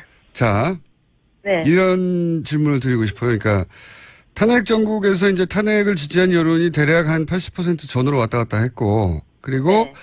탄핵이 결정된 이후로는 결과적으로는 잘 된 일이라는 여론이 더 높았어요. 80%보다도. 네. 네. 그럼 지금 박근혜 전 대통령을 지키지 못했다고 원망하는 국민들도 감싸 안으면서 자유한국당에 가다 보면 대략 한 15% 20% 정도 국민만 바라보고 정치를 하는 게 아니겠느냐. 이게 너무 확장성이 없는 거 아니냐. 이런 질문을 드리려고 한 겁니다. 그렇게 물으면. 그러면 또 이렇게 답을 드리고 싶습니다. 확장 이제부터 시작할 거고요. 네. 저는 이렇게 생각합니다. 국민이란 네. 정말 대한민국 국민이란 촛불도 있고 태극기도 있습니다. 네. 그렇기 때문에 한 마음 정말 어우르고 다독거리면서 걸어 나가고 싶은 첫걸음의 제 목소리였다고 생각해 주십시오. 촛불과 태극기를 다 끌어안는 자유한국당이 되겠다 이런 포부입니까? 그 포부라고 하면 또 너무 거창하고요. 네. 저희 소망이라고 얘기를 해주세요. 촛불과 태극기가 같이 있기는 힘들 것 같은데요. 아닙니다. 아닙니까? 촛불도요. 촛불도 그 촛불의 마음은요. 정말로 야여가 아닙니다. 촛불은 나라가 잘 되기를 바라는 마음입니다. 그렇기 때문에 촛불을 들었다고 해서 지금 정부를 무조건 찬성하는 것도 아니고요. 촛불을 들었다고 해서 진보인 것도 아니고요. 무슨 이야기냐면 촛불은 국민의 한 모습일 뿐입니다. 저는 국민 모두를 어우리고 국민 모두를 정말 받들고 싶다는 표현입니다. 촛불을 감싸 안는다고 해서 이념이 다르다. 모든 저 사람은 나와 이념이 다르기 때문에 멀리해. 그런 생각은 저는 굉장히 위험한 발상이라고 생각합니다. 그게 이제 종교단체면 모르겠는데 이게 정당이 완전히 상반된 두 주장을 한꺼번에 끌어안을 수 있을까요? 상반된 두 목소리가 아닙니다. 촛불 안에도요. 아니에요? 저와 아주 친했던 사람들도 촛불에 들어가 있었거든요. 그렇다고 해서 그 사람들이 어떤 진보적 성향이나 있었던 게 아니고 틀린 것을 잘못된 것에 대한 분노였습니다. 특히 그 당시에 가장 우리 분노를 하게 됐던 사건이 뭔지 아십니까? 바로 정유라 사건이었습니다. 사람들이 그때 그 당시에 촛불을 들고 나갔던 건 어떤 정치적 이념이 아니라 나도 정말 공평하게 살고 싶다는 마음이었습니다. 그래서 정말 촛불의 마음을 진지하게 우리는 고민을 다시 해볼 필요성도 저는 있다고 봅니다. 알겠습니다. 무슨 말씀인지 뭐 동의하지 않는 분들도 있겠지만 무슨 말씀을 하려는 건지는 무슨 말씀을 하려는지는 어떻게 알겠고요. 동의가 되겠습니까? 다 다름인데요. 네. 네. 아니 이제 박근혜 전 대통령을 두고 평가가 엇갈리는 양 진영이라 촛불과 태극기가 그 질문을 제가 드릴 수밖에 없었고요. 네. 이 당내의 홍준표 대표 체제에 대해서 뭐랄까 탐탁치 않은 분들이 꽤 있는 것 같아요. 네. 정당 역사상 항상 참착한 적이 있겠습니까? 항상 반대 목소리가 있으면 찬성하는 목소리가 있고 그렇기 때문에 다른 거고요. 만약에 모든 사람이 90% 이상 찬성을 한다면 그거 거의 분위기가 이상한 거죠. 다른 것을 인정하면서 그 부분에 대해서 수정해 나가는 것. 그런데 제가 한마디 정확하게 말씀드리자면 저희 지금 아무 문제 없이 출발하느라고 준비 중인데 벌써부터 걱정해 주시는 거 고맙지만 안 해주셔도 지금은 될 것 같습니다. 그래요? 예. 네. 걱정을 한다기보다 어쩌라고 저러냐 하고 쳐다보는 거죠, 그냥. 예. 그래서 더한 것도 많잖아요, 지금. 걱정해줘야 될 더한 것도 많으니까 일단 그쪽부터 걱정 좀 해주세요. 국민의당 말씀하시는 것 같은데 국민의당 현재 상황에 대해서 한마디로 논평하시자면요? 걱정되죠. 예, 자유한국당 걱정하지 말라고 하시면서 국민의당 걱정하십니까? 그러니까 원래 사람은 자기 걱정보다 남의 걱정해 줄 때가 더 걱정이 진하게 돼요. 자, 오늘은 상견례만 했고요. 최고위원으로 저희 스튜디오에 한번 따로 모시겠습니다. 네, 오늘 제가 다른 일정 때문에 못 갔었는데요. 언제든지 불러주시면 뵈러 가겠습니다. 사이좋게 지내요. 알겠습니다. 말씀 감사합니다. 네, 고맙습니다. 대답 안 하시네요. 고맙습니다. 네네, 하시는 거 봐서요. 지금까지 자유한국당 유여회 최고위원이었습니다. 두 분의 최고위원이 두 분 다 일정이 빡빡해서 여기까지밖에 못했습니다. 최근 박열이라는 영화가 화제입니다. 저는 못 봤습니다. 여기서 관동 대지진으로 인한 조선인 학살 사건 원흉에 해당되는 일본인 내무 대신 역할을 맡은 배우였습니다. 다들 일본인인 줄 아는데 제일교포 3세입니다. 직접 스튜디오에 모셨습니다. 배우 김인도 씨. 안녕하십니까? 예, 안녕하십니까? 예. 처음 뵙겠습니다. 제가 어딘가에서 뵀어요. 예. 어딘지를 모르겠네. 그때 어떤 역할이었어요? 그게 어떤 나쁜 역할이었어, 하여튼. 아, 나쁜 역할이었어요? 나쁜 역할을 많이 해서 제가 몰랐는데, 예, 하도 해서. 하도 해가지고. 예, 그래요. 우리나라 영화에 많이 나오셨죠, 이미. 예, 그렇죠. 드라마도 영화도, 예. 몇 편이나 하셨습니까, 한국에? 드라마나 영화 합쳐서 이제 30개나 넘은 것 같아요. 30개. 35, 6? 당연히 대부분은 일본인 역할로 나오신 거죠. 예, 한국인 역할은 하나. 하나. 한 번. 한 번. 예, 나머지는 다 일본인 역할. 제가 일본인 역할로 나오신 장면을 봤는데 나쁜 역할인데 무슨 영화인지 생각이 안 나는데 제가 오늘 마지막 기억하시면 지금 나중에 알려주십시오. 예. 네. 영화인 것은 확실합니다. 영화인 것. 아, 영화요? 예. 예. 영화에서 나쁜 일본인으로 나오셨어요. 아, 그래요? 역사 얘기요? 그러니까 예전 얘기였죠. 뭐 일제시대 얘기였던 것 같은데. 아. 제가 근데 이분을 꼭 저희 제작진에게 모셔서 인터뷰를 해야 되겠다. 예. 했던 이유가 뭐냐면 뭐 일본인인 줄 알았었는데 알고 보니까 제일교포 3세시더라고요. 예, 그래요. 거기까지만 해도 그렇구나 했어요. 근데 한국에 오신 게 40대에 오셨다고. 그죠? 40대. 이게 여기서 제가 이분을 꼭 만나봐야 되겠다. 왜냐면은 무슨 한류, 뭐 아이돌, 뭐 이런 문화를 동경해가지고 한국에 가서 뭐 아이돌 그룹의 일원이 된다거나 한국에 가서 방송 생활을 하고 싶어 하는 10대, 20대 이런 케이스는 봤는데 40대 평생 일본에서도 배우 하신 거죠? 예, 했어요. 네. 어렸을 적부터 했으니까 이제 30몇 년 지났죠. 제가 자료를 보니까 그 일본의 유명한 영화 감독 구로사와 아키라 영화에도 나오셨다고. 아, 예. 네. 그거는 행운이죠. 20대 초반 때 네. 감독님이 돌아가시기 마지막 작품 전 꿈이랑 영화에서 잠깐 단역으로 나왔어요. 그때. 그 이후에 배우를 계속 하셨고. 예. 그러면 40대면은 일본에서 어쨌든 자기 커리어를 완전히 만들었는데. 예. 40대 한국에 와가지고 한국말을 여기 와서 다시 배우신 거죠? 예, 그래요. 이게 이상한 일이에요, 이게. 왜 그래요? 이상한 일이다! 이분은 만나봐야 되겠다. 그래요? 제가 호기심이 생기면 꼭 만나봐야 되거든요. 보통 뭐, 최근에 박열이라는 영화가 흥행도 하고 있고. 예. 거기서 인상적인 역할이어서 예. 영화 얘기를 할 거라고 생각하고 섭외를 받으신 거죠? 예, 그렇죠. 예, 아닙니다. 진짜요? 처음에 소매가 왔을 때는 궁금해서 너무 원래 전치 같은 얘기를 하시잖아요. 저를 아세요, 원래? 예, 지금 찾아봤어요, 많이. 진짜요? 주변에서 팬들이 진짜 많거든요, 우리 주변에서. 훌륭한 사람이라고 인터뷰 끝난 다음에 전해주세요, 그분들에게. 예, 알겠습니다. 예. 그래서 이 영화에 대한 이야기를 할 거라고 생각하시겠지만, 예. 영화는 이미 흥행이 잘 되고 있고, 영화는 인터넷 검색해 보시거나, 가까운 극장에 가보십시오. 그러면은, 이미 지금 상영되고 있죠. 예, 되고 있습니다. 100만 명 이상 들었다고 하고, 재밌다고 합니다. 예. 근데 여기서 이제 굉장히, 주연 역할이죠. 예. 예. 관동 대지진의 기획자, 관동 대지진 기획자가 아니라 관동 대지진으로 인해서 생긴 일본인들의 불만을 조선인에게 책임을 씌우고 그래서 사건을 만들자. 그래서 네. 조선인들이 당시 조선이라고 불렀죠. 굉장히 많히 학살됐고 네. 그 사건을 소재로 하는데 거기서 이제 박열이라고 하는 굉장히 인상적인 인물이 나오고 네. 근데 이제 김효 씨는 거기서 그런 기획을 했던 공작이죠, 공작. 예, 맞죠. 예, 공작을 했던 내무 대신 역할을 하고 있습니다. 예. 인상적으로. 저는 김은우 씨가 한 사람의 인간으로도 궁금하고 그리고 40대에 와가지고 예. 고생을 참 많이 했겠다. 예. 이런 생각도 들고 왜 3세이지만 여기 뭐 백이 있는 것도 아니고 배경도 없고 기반도 예, 없고 예. 말도 안 되고 맞아요. 뭐 하러 여기에 왜?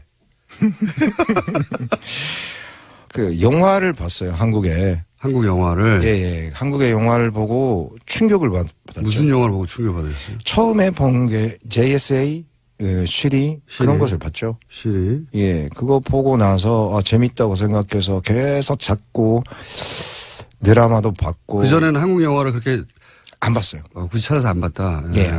안 봤죠. 시리. 그때 굉장히 큰 히트를 쳤죠. 시리. 그리고 예, JSA도 봤고 다양하게 다 봤죠. 그 중에서 이거 나 한국 가서 영화 해야 되겠다고 결심을 하게 만든 영화가 있어요?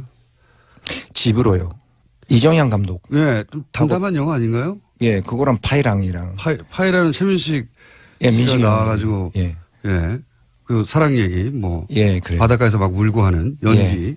예. 그 무슨 장면이 거기서 충격을 받으시는지. 그러니까 영화는 감동을 주거나 그런 거, 힘을 주거나 그런 거 하는데 사랑을 주는 게 처음이었거든요. 영화를 보고 사랑을 받는다라고 해요. 사랑을 그 영화를 보고 느끼셨다. 예, 그래요.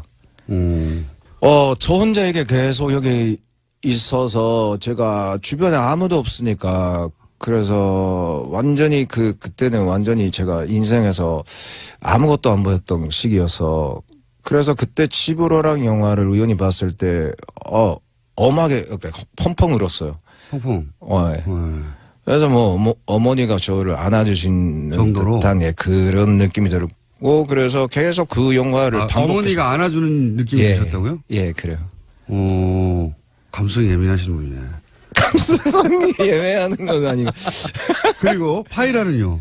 파이라는 그저 뭐 감동적이었고 연출력이 뛰어남고 이런 영화를 본 적이 없다는 생각이 들었거든요. 그러니까 여태까지 제가 본 유럽 영화, 미국 영화, 일본 영화 많이 봤는데 더 다른 느낌이 들었어요. 한국 영화만의 독특한 힘이 있다. 예. 나 이런 데 가서 영화 만들고 싶다 이런 생각을 하셨어요? 예, 많이 했죠.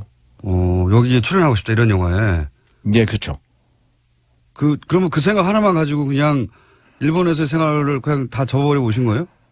예, 3년 고민했어요. 3년. 3년. 예, 3년 고민 갈까 말까 해서 이제 이게 고민되셨겠죠. 예, 그렇죠. 한국에 무슨 도와줄 분이 있으셨어요? 어서 해보세요.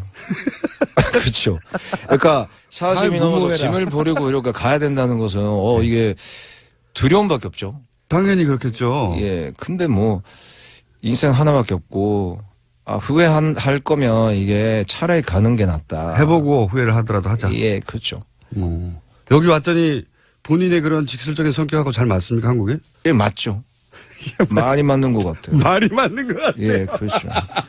많이 맞는 한국이 약간 거칠하잖아요. 거칠하잖아요. 최근 10년 사이 한일 관계가 좀 변했습니까? 느끼기에? 바뀐 것 같아요. 그래요? 어떻게 바뀌었어요? 최근 10년 사이에? 제가 있을 이때는 그 차별형이 많이 있었어요. 일본에서도 아직.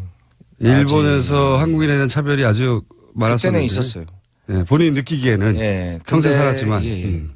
그 예술 쪽에서 많이 그게 극복이 됐죠. 극복. 그러니까 영화나 드라마나 노래를 많이 듣는 그 일본 사람들이 많이 생겨서 한국에 대한 그 인식이 많이 달라진 것 같아요. 어떤 식으로 달라졌어요? 많이 좋아진 것 같아요. 그러니까 거기서 한국어를 배우는 사람이 엄청나게 늘었거든요. 그 일본 사람들이. 네. 그래서 그 예술의 힘이라고 할까요? 그래서 그 부분에서 관심을 가지는 사람이 많이 생겼어요. 그 차이를 느끼세요? 예, 많이 느껴요. 그러면은, 그러니까 최고의 감독들은 누굽니까? 이 사람하고 일하고 싶어 있을 거 아닙니까?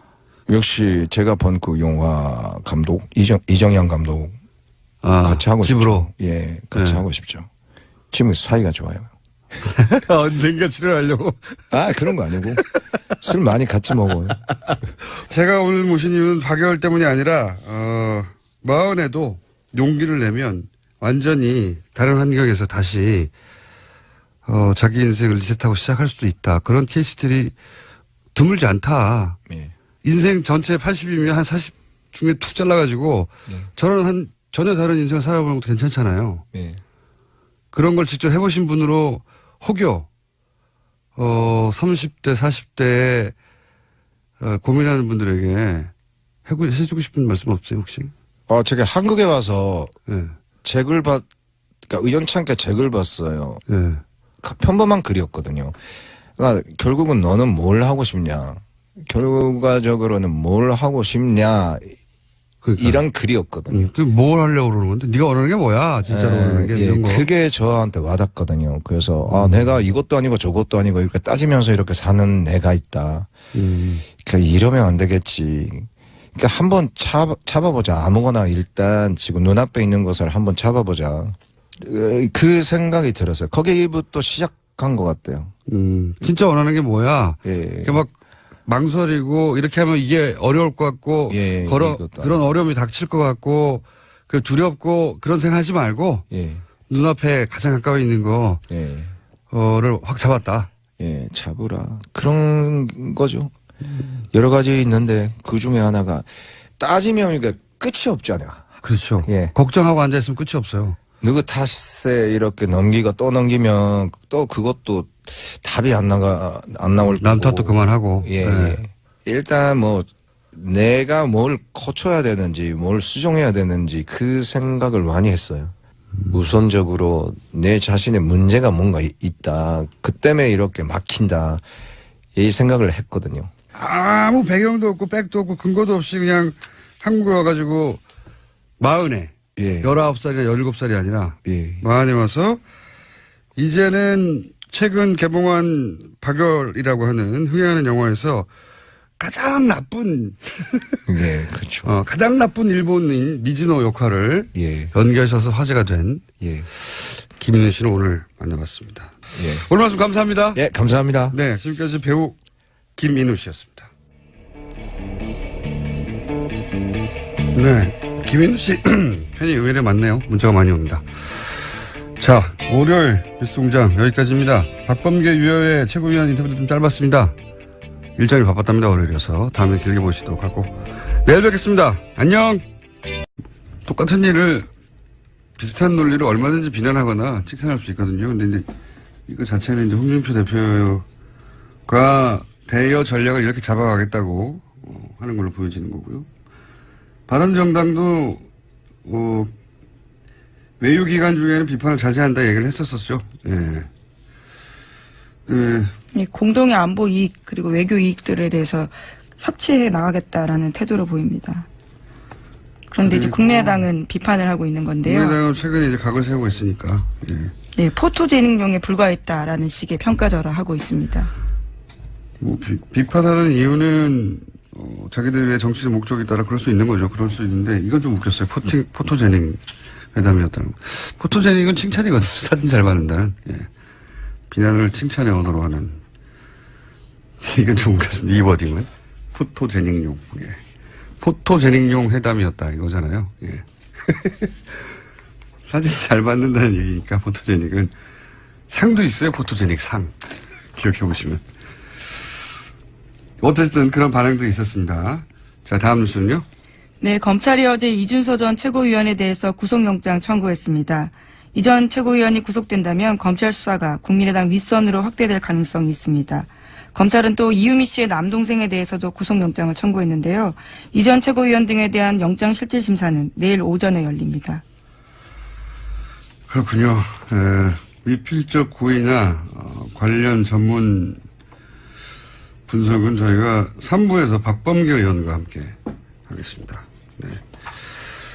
자, 여기 대해서 이제 국민의당은 반발을 당연히 하겠죠. 예. 국민의당 네, 반응은 어떻습니까? 바로 지도부 대책회의 소집했습니다. 이번 영장 청구는 검찰의 과잉 충성 수사 결과라면서 추미애 더불어민주당 대표를 비판했습니다. 더불어민주당 같은 경우에는 국민의당의 당의 자체 진상규과와 다른 내용이다라는 지적을 했는데요. 검찰 수사로 당의 관련성이 드러났음에도 불구하고 책임지기는커녕 공세에만 나서고 있다. 이렇게 비판하고 있습니다. 당연히 국민의당에서는 추미애 대표가 미필적 고의라는 말을 한 적이 있기 때문에 판사 출신으로 이거 이제 검찰이 실제로 영장에 미필적 고의라는 단어가 들어갔는지 그건 모르겠습니다만은 의심한다는 거죠. 예.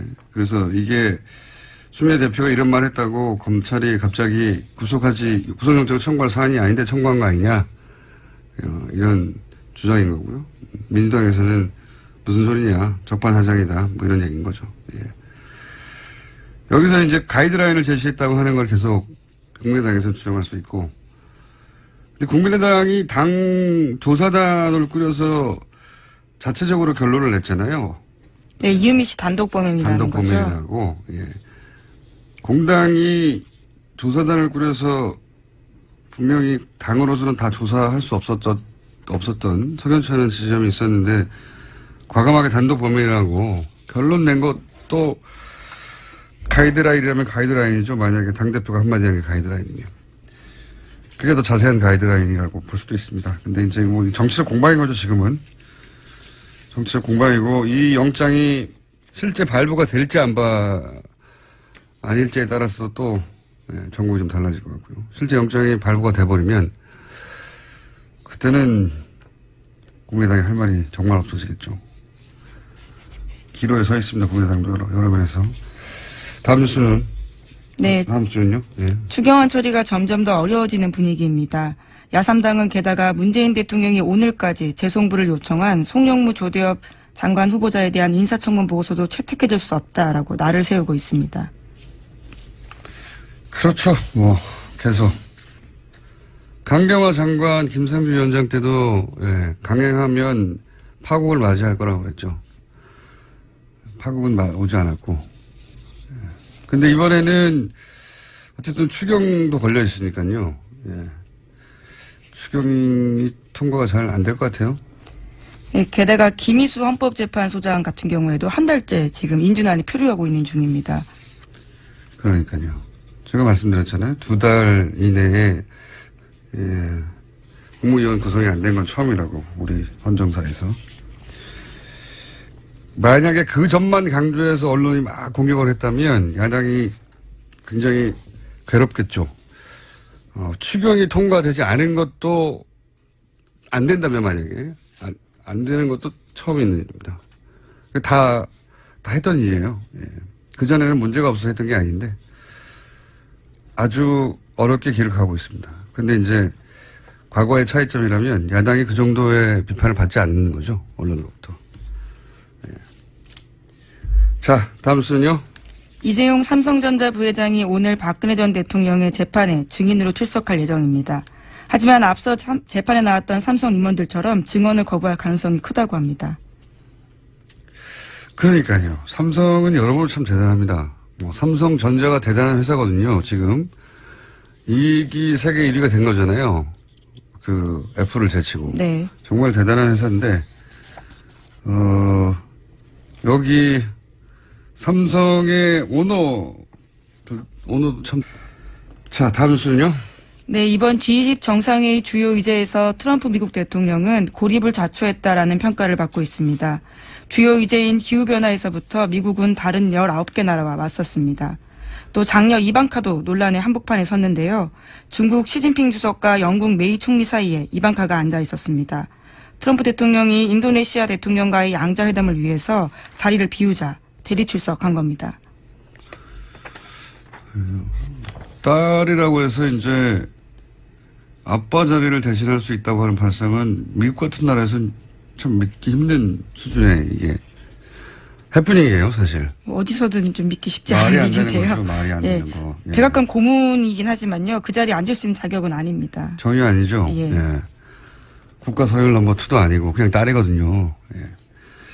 거기 앉아도 된다고 하는 아버지나 거기 실제로 다른 정상과 함께 앉아버리는 딸이나 그래서 실제 이번은 G20이 아니라 G19 플러스 1이라고 예, 야유성이죠. 예, 비꼬는 건데 그렇게 불리고 있어요. 처음에 누가 이 말을 했나 봤더니 BBC 특파원이 이렇게 표현을 했던데 기후변화 협약 탈퇴 이것 때문에 비난을 많이 받았어요. 유럽에서는. 그러면서 영국 언론도 비난을 했고 근데 이게 트럼프 공약이었거든요. 미국 석탄 산업 부흥을 내가 이렇게 다시 부흥을 시키겠다. 그러면서 이 기후변화는 거짓말이라고. 예. 거짓말의 목적이 뭐냐. 미국 노동자들에게 불이익을 주려고 거짓말하는 거라고 황당한 주장을 했는데 지금 이제 본인의 공약을 실행에 옮긴 거죠. 그러면서 그래서 파리 기후협약은 필요가 없다고 탈퇴를 해버린 거죠. 실제는 그 뒤에 뭐 큰 돈의 문제가 있다고 봅니다. 네. 돈의 문제가 있는데 그것 때문에 비난을 받았고 또 한 가지 그 트럼프가 19 플러스 1로 흔적을 남긴 게 이제 G20은 원래 보호무역에 반대하는 게 기조였거든요. 그렇죠. 예, 이번에는 자국 시장을 보호할 권리가 있다. 뭐 이런 식으로 연기하는 걸로 트럼프 대통령의 주장이었죠. 변기하는 것으로 약간의 전제 조건을 달고 이 문제는 저희가 잠시 후에 전문가 최성문 교수님과 함께 좀 나눠보겠습니다. 말 나온 김에 이제 G20 얘기를 더 이상 할 일이 없을 것 같으니까 제가 전해드리는 재밌는 얘기 몇 가지 전해드리면 사우디 국왕은 낙타 12마리를 싣고 왔다고 그래요. 네. 네. 그 이유가 뭐냐면 했더니 국왕이 아침에 꼭 낙타젓을 먹어야 된다고. 신선한 낙타 우유를 매일 먹어야 해서 12마리를 싣고 왔다고. 뒤져보니까 언론 보도는 없더라고요. 그렇게 네. 많은 낙타가 필요한 건가요? 그건 자세히 모릅니다. 예. 여담이에요. 제가 들은 예. 이야기 중에 웃긴 거. 그냥 메르켈이 철문앞까지 걸어온 게 화제가 됐어요. 우리나라에서도. 독일에서도 화제가 됐다고 해요. 교민 만나고 하니까 그 이제 담장까지 걸어 나왔잖아요. 네. 철문까지. 그 일이 있고 나서 이제 독일 관계자들 사이에서 화제가 됐던 게 그 담장까지 메르켈 총리가 걸어가서 누굴 만난 건 처음 있는 일이랍니다. 네. 그리고 이제 그 만난 이후에 했던 얘기가 거의 철문 앞까지 가서 정치인들을 연호 하는 걸 본 적이 처음이고 독일 정치인들은 그걸 겪어본 적이 없어서 뭐 질문이 많았다고. 그리고 또 한 가지 아주 많은 얘기를 들었는데 여기서 전달할 만한 재밌는 내용은 정상회담에서 이제 문재인 대통령 대화 스타일이 원래도 그렇지만 상대방 이야기를 끝까지 다 듣는 거거든요. 예. 다 듣고 난 다음에 이제 하나하나 논리적으로 반론하거나 설득하거나 하는 이런 논법인데 이 논법이 성공적이었다고 전해드렸는데 그중에서 제가 재밌었던 것은 일본은 예외였다고 해요. 일본은 만나자마자 위안부 문제는 절대 안 된다고 딱 못을 받고 시작을 해서 예. 아베가 당황을 했었다 하는 전언을 들었습니다. 이 이야기를 전언이 아니라 직접 참석했던 당사자로부터 들어야 되는데 제가 사회를 해볼게요. 이건 재밌죠. 예. 화법을 바꿔가면 했다는 그런 얘기 외에 동백나무 공수한 것도 큰 화제였죠. 네, 그렇죠. 예. 김정숙 여사가 직접 심었습니다. 대단한 디테일, 대단한 상징이었다고 보는데. 자, 뭐 그 정도로 G20에 관련된 여담은 마무리하고요. G20에서 이제 결정되지 않은 것, 우리에게 미칠 영향들, 이건 저희가 잠시 후에 전문가들과 얘기 나눠보겠습니다. 자, 다음 주는요? 네, G20 정상회의 참석과 문재인 대통령의 외교 성과에 대한 야당의 평가가 엇갈리고 있습니다. 자유한국당과 바른정당은 호평을 했습니다. 반면에 국민의당은 외교 난맥을 보여준 빈약한 성과라면서 평가절하했습니다. 한번 자유한국당이 갑자기 이렇게 호평을 한 것은 정우택 원내대표하고 대여 전략이 다르잖아요, 홍준표 대표가. 예, 그렇죠. 대통령 외교 활동 중에는 청와대에 대한 비판 자제하겠다라는 게 홍준표 대표의 의중입니다. 예. 그래서 이렇게 갑자기 논평이 평상시하고 다르게 정반대로 나온 게 아닌가. 이거 홍준표 대표 의중이 담긴 것 같고. 네, 물론 한미일 공동성명은 1994년 삼국 정상회담 이후에 처음이다라는 게 있거든요. 이제 그러다 보니까요, 거기에서도 의미를 짚어주고 있습니다. 한미일 공동성명은 사실 마음에 드는 건 아닌데, 우리 영화관. 대단합니다. 오늘을 위해서 이러는 건데. 네, 대신에 법정 바깥에서는 말을 아주 많이 하고 있다라고 하는데요. 장애 여론전에 적극적이라는 보도도 나오고 있습니다. 삼성은 기자들한테 라오싱과 관련한, 그러니까 삼성의 속칭 말세타가 관련해서 자신들이 책임이 없다라는 취지 이야기들을 여러 차례 기자들한테 하고 있습니다. 말세타 관련 저희가 몇 번 다뤘죠. 네. 매매, 해제 관련. 그게 이제 적극적으로 여론전을 한 결과로 보여지고요. 왜냐하면 실제로 기자들한테 그런 여론전을 적극적으로 했으니까요. 그리고 출석을 해서 출석을 거부하는 적은 있는데, 출석을 해서 증언을 이렇게 집단으로 거부하는 거는 역시 헌정사상 최초. 없는 일입니다. 없는 일. 예. 없는 일이 일어나고 있는 거예요. 이제 출석을 한 다음에 말을 안 하는 거죠. 말을 안 할 권리가 있긴 있거든요. 자기한테 불리한 것은 말하지 않을 진술할 권리가. 근데 이렇게 집단으로 이 조직 내에 있는 모든 사람이 모두가 다 이런 건 처음입니다. 대단합니다. 근데 이제 이게 말 세탁 의혹 관련해서 증거를 제출한 말 매매 해제. 계약 해지서죠. 이상한 문서인데요, 진짜.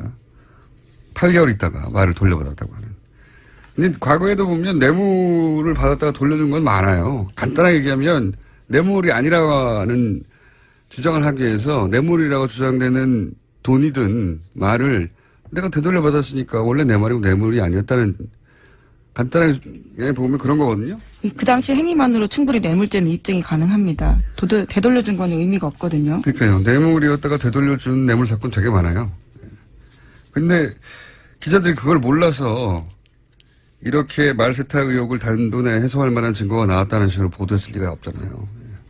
여론전의 결과라고 봅니다, 저는. 그런 보도가 한두 차례 크게 있었는데. 자, 시간이 다 됐나요? 네. 제목 정도 읽고 지나갈 수 있을 것 같습니다, 하나. 네, 지난 8일 박근혜 전 대통령이 구속된 지 100일이 됐다라고 하는데요. 박근혜 전 대통령 구속 생활에 대해서 동아일보가 아침에 짧게 기사가 나왔습니다. 새벽에 주로 영안사전을 읽는다고 하고요. 일과 중에는 박경리의 토지를 읽으면서 시간을 보내고 있다고 합니다. 그래요? 일간지는 아닌데 일요신문에서 최근에 굉장히 재밌는 이게 사실관계를 확인하기가 일단 취재원을 확인할 수 없으니까 잘 모르겠는데 그런 일요신문의 보도가 지난주에 있었어요. 그러니까 영어사전 그 얘기도 나오지만 벽을 보고 알 수 없는 우리말도 아니고 영어도 아닌 말을 벽을 보고 뭐 중얼거리는 걸 교도관들이 몇 번 봐서 그 외에 이상하다고 생각되는 행동들이 몇 가지 있다고 일요신문이 보도를 했더군요. 네, 이 기사에 따르면 아직까지 건강에는 심각한 이상은 없다라고 합니다. 몸 말고. 예, 정신건강의학과 의사와는 상담한 적이 없다라고요. 보도하고 있습니다. 일요신문을 한번 자세히 보시고 내일 한번 요약해서 전달해 주는 것으로. 그런 기사가 나왔어요. 예, 이건 제가 말씀드리는 건 동아일보 기사입니다. 그래요? 네. 이상의 행동으로 비춰진다고 하는 게 몇 개 있었습니다. 네. 몇 개 있었는데 그 중에 제가 하나는 말씀드리고 벽 보고 알아들 수 없는 방언인데 말이죠. 사실관계는 저도 일요신문에 의하면이라고밖에 전달할 수가 없네요. 삼성 관련해서 정유라 씨가 증인 안 나가겠다는 정도의 뉴스가 있는 것까지 하죠. 예, 정유라 씨가 안 나가겠다고 하죠. 예, 오늘 12일입니다. 증인으로 채택됐는데요. 나가지 않겠다는 뜻을 밝혔습니다. 그러니까 이재용 부회장의 재판에 정유라 씨가 구속되느냐 안 되느냐가 대단히 큰 영향을 미칠 수 있다고 저희가 짚었었는데 정유라 씨는 아예 증인으로 나가지 않겠다고 하는 거죠. 예, 자신을 방어하는 최선의 길이다 이렇게 밝히고 있습니다. 그것도 그렇고 이재용 삼성 부회장이 만약에 뇌물죄가 무혐의가 된다면 그럼 뭐 줄줄이 관련된 박근혜 전 대통령이나 최순실 씨나 정유라 씨 모두 형이 확 줄어들겠죠. 예. 자, 오늘 여기까지 하겠습니다. 지금까지 시사인 김은지였습니다. 감사합니다. G20 정상회담이 마무리했습니다. 자, 어떤 성과, 어떤 과제를 남겼는지 잠깐 짚어보겠습니다. 문재인 대통령 외교안보 자문그룹에 설정했던 연세대 정치외교학과 최종건 교수님 스튜디오에 직접 나오셨습니다. 예, 안녕하십니까. 최종건입니다. 예. 자, 방금 저희 마이크에 네. 이어폰이 거치되어 있어가지고 저희 네. 이 얘기를 막 시작하려고 그러는데 스텝이 뛰어들어가지고 아, 예. 전 제가 뭐 잘못한 줄 알았어요. 끌려나가시는 줄 알았죠. 네네. 잠깐 해프닝이 있었습니다. 네. 자, 일단 G20 이번 정상회담을 몇 줄로 전문가 입장에서 요약하면 어떤 정상회담이었습니까? 세 가지로 볼 수 있을 것 같아요. 하나는 말씀하셨던 4가지 나올 것 같은데. 예, 세 가지입니다. 하나는 4가지입니까? 이 앞으로 세계 국제 정치의 지도력을 어떻게 발휘해야 다른 국가 혹은 이 국제사회로부터 존경을 받을 수 있겠는가라고 하는 문제 하나고요. 네. 두 번째는 과연 미국의 지도력은 국제 무대에서 어떻게 진행될 것인가라고 하는 거 하나고. 네. 세 번째는 우리나라인데요. 우리 대한민국 대통령 문재인 대통령께서 네. 소위 많은 지도자들로부터 뭐 회담 제의도 받고 예. 또 그렇게 말씀 많이 하셨는데 그렇게 갑자기 대한민국이 매력적인 국가가 된 그 근본적인 원인은 무엇인가? 다른 사람들이 왜 네. 만나자고 네. 합니까? 이게 그렇게 흔치 않은 일입니까? 실제 우리끼리 그냥 이를테면 가장 최근에 했었던 그 박근혜 대통령 전 예. 대통령이 갔었던 아마 러시아로 기억하고 있는데요. 예, 그때 G20 회의에서는 4번 정도밖에 정상회담을 안 했다고 하네요. 그러니까 그렇군요. 근데 지금 우리는 거의 다 했다고 하니까요. 예.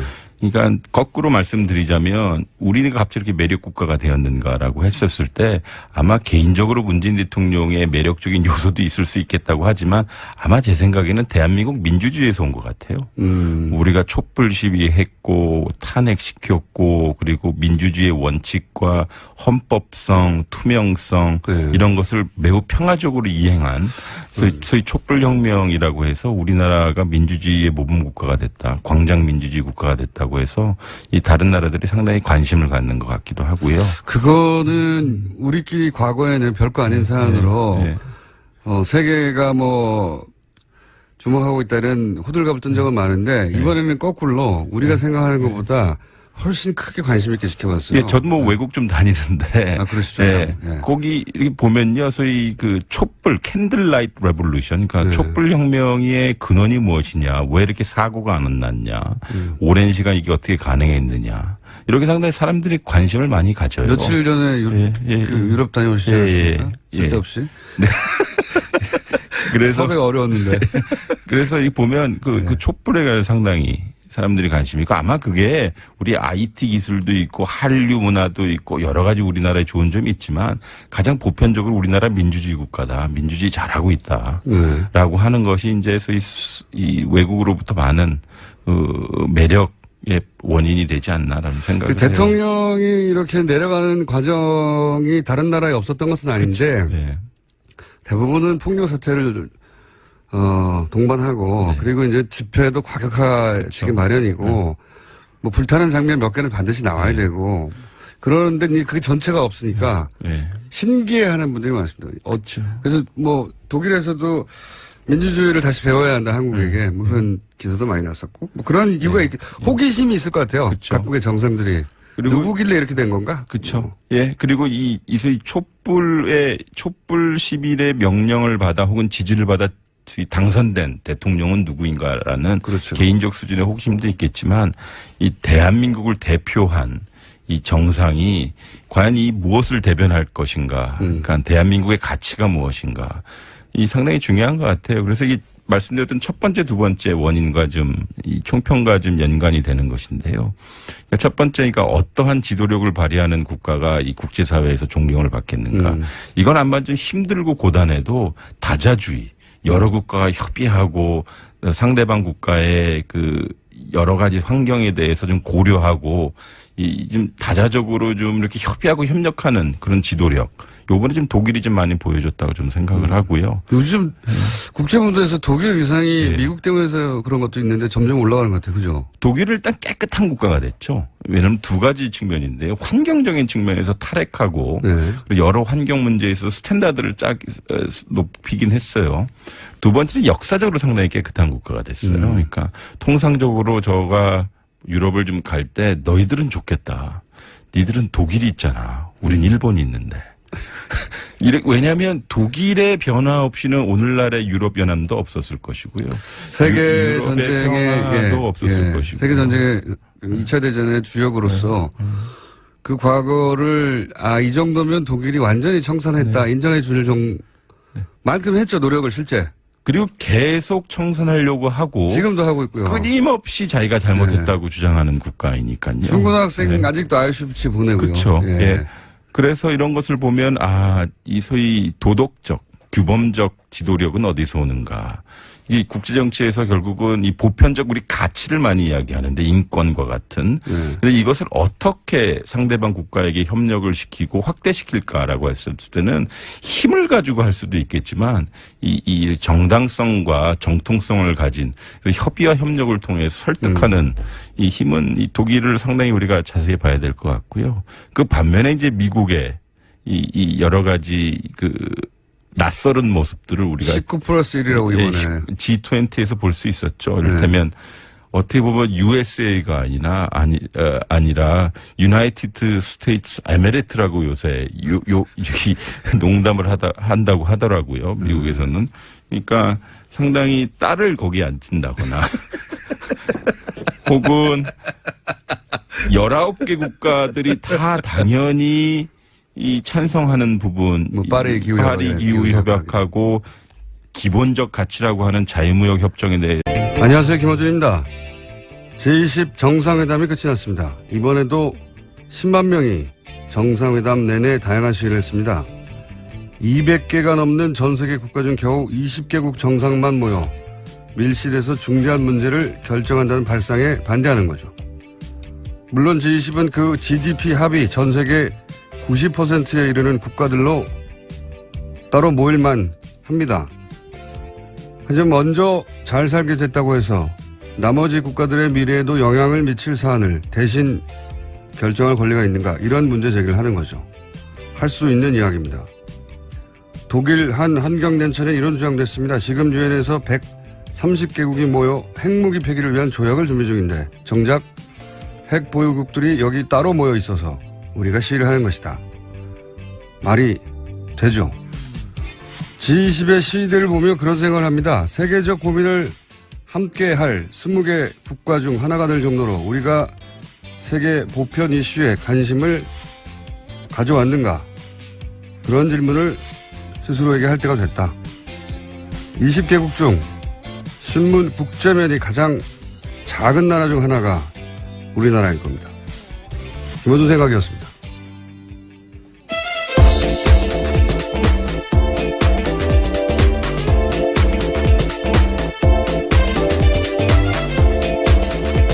시사인의 김은지입니다.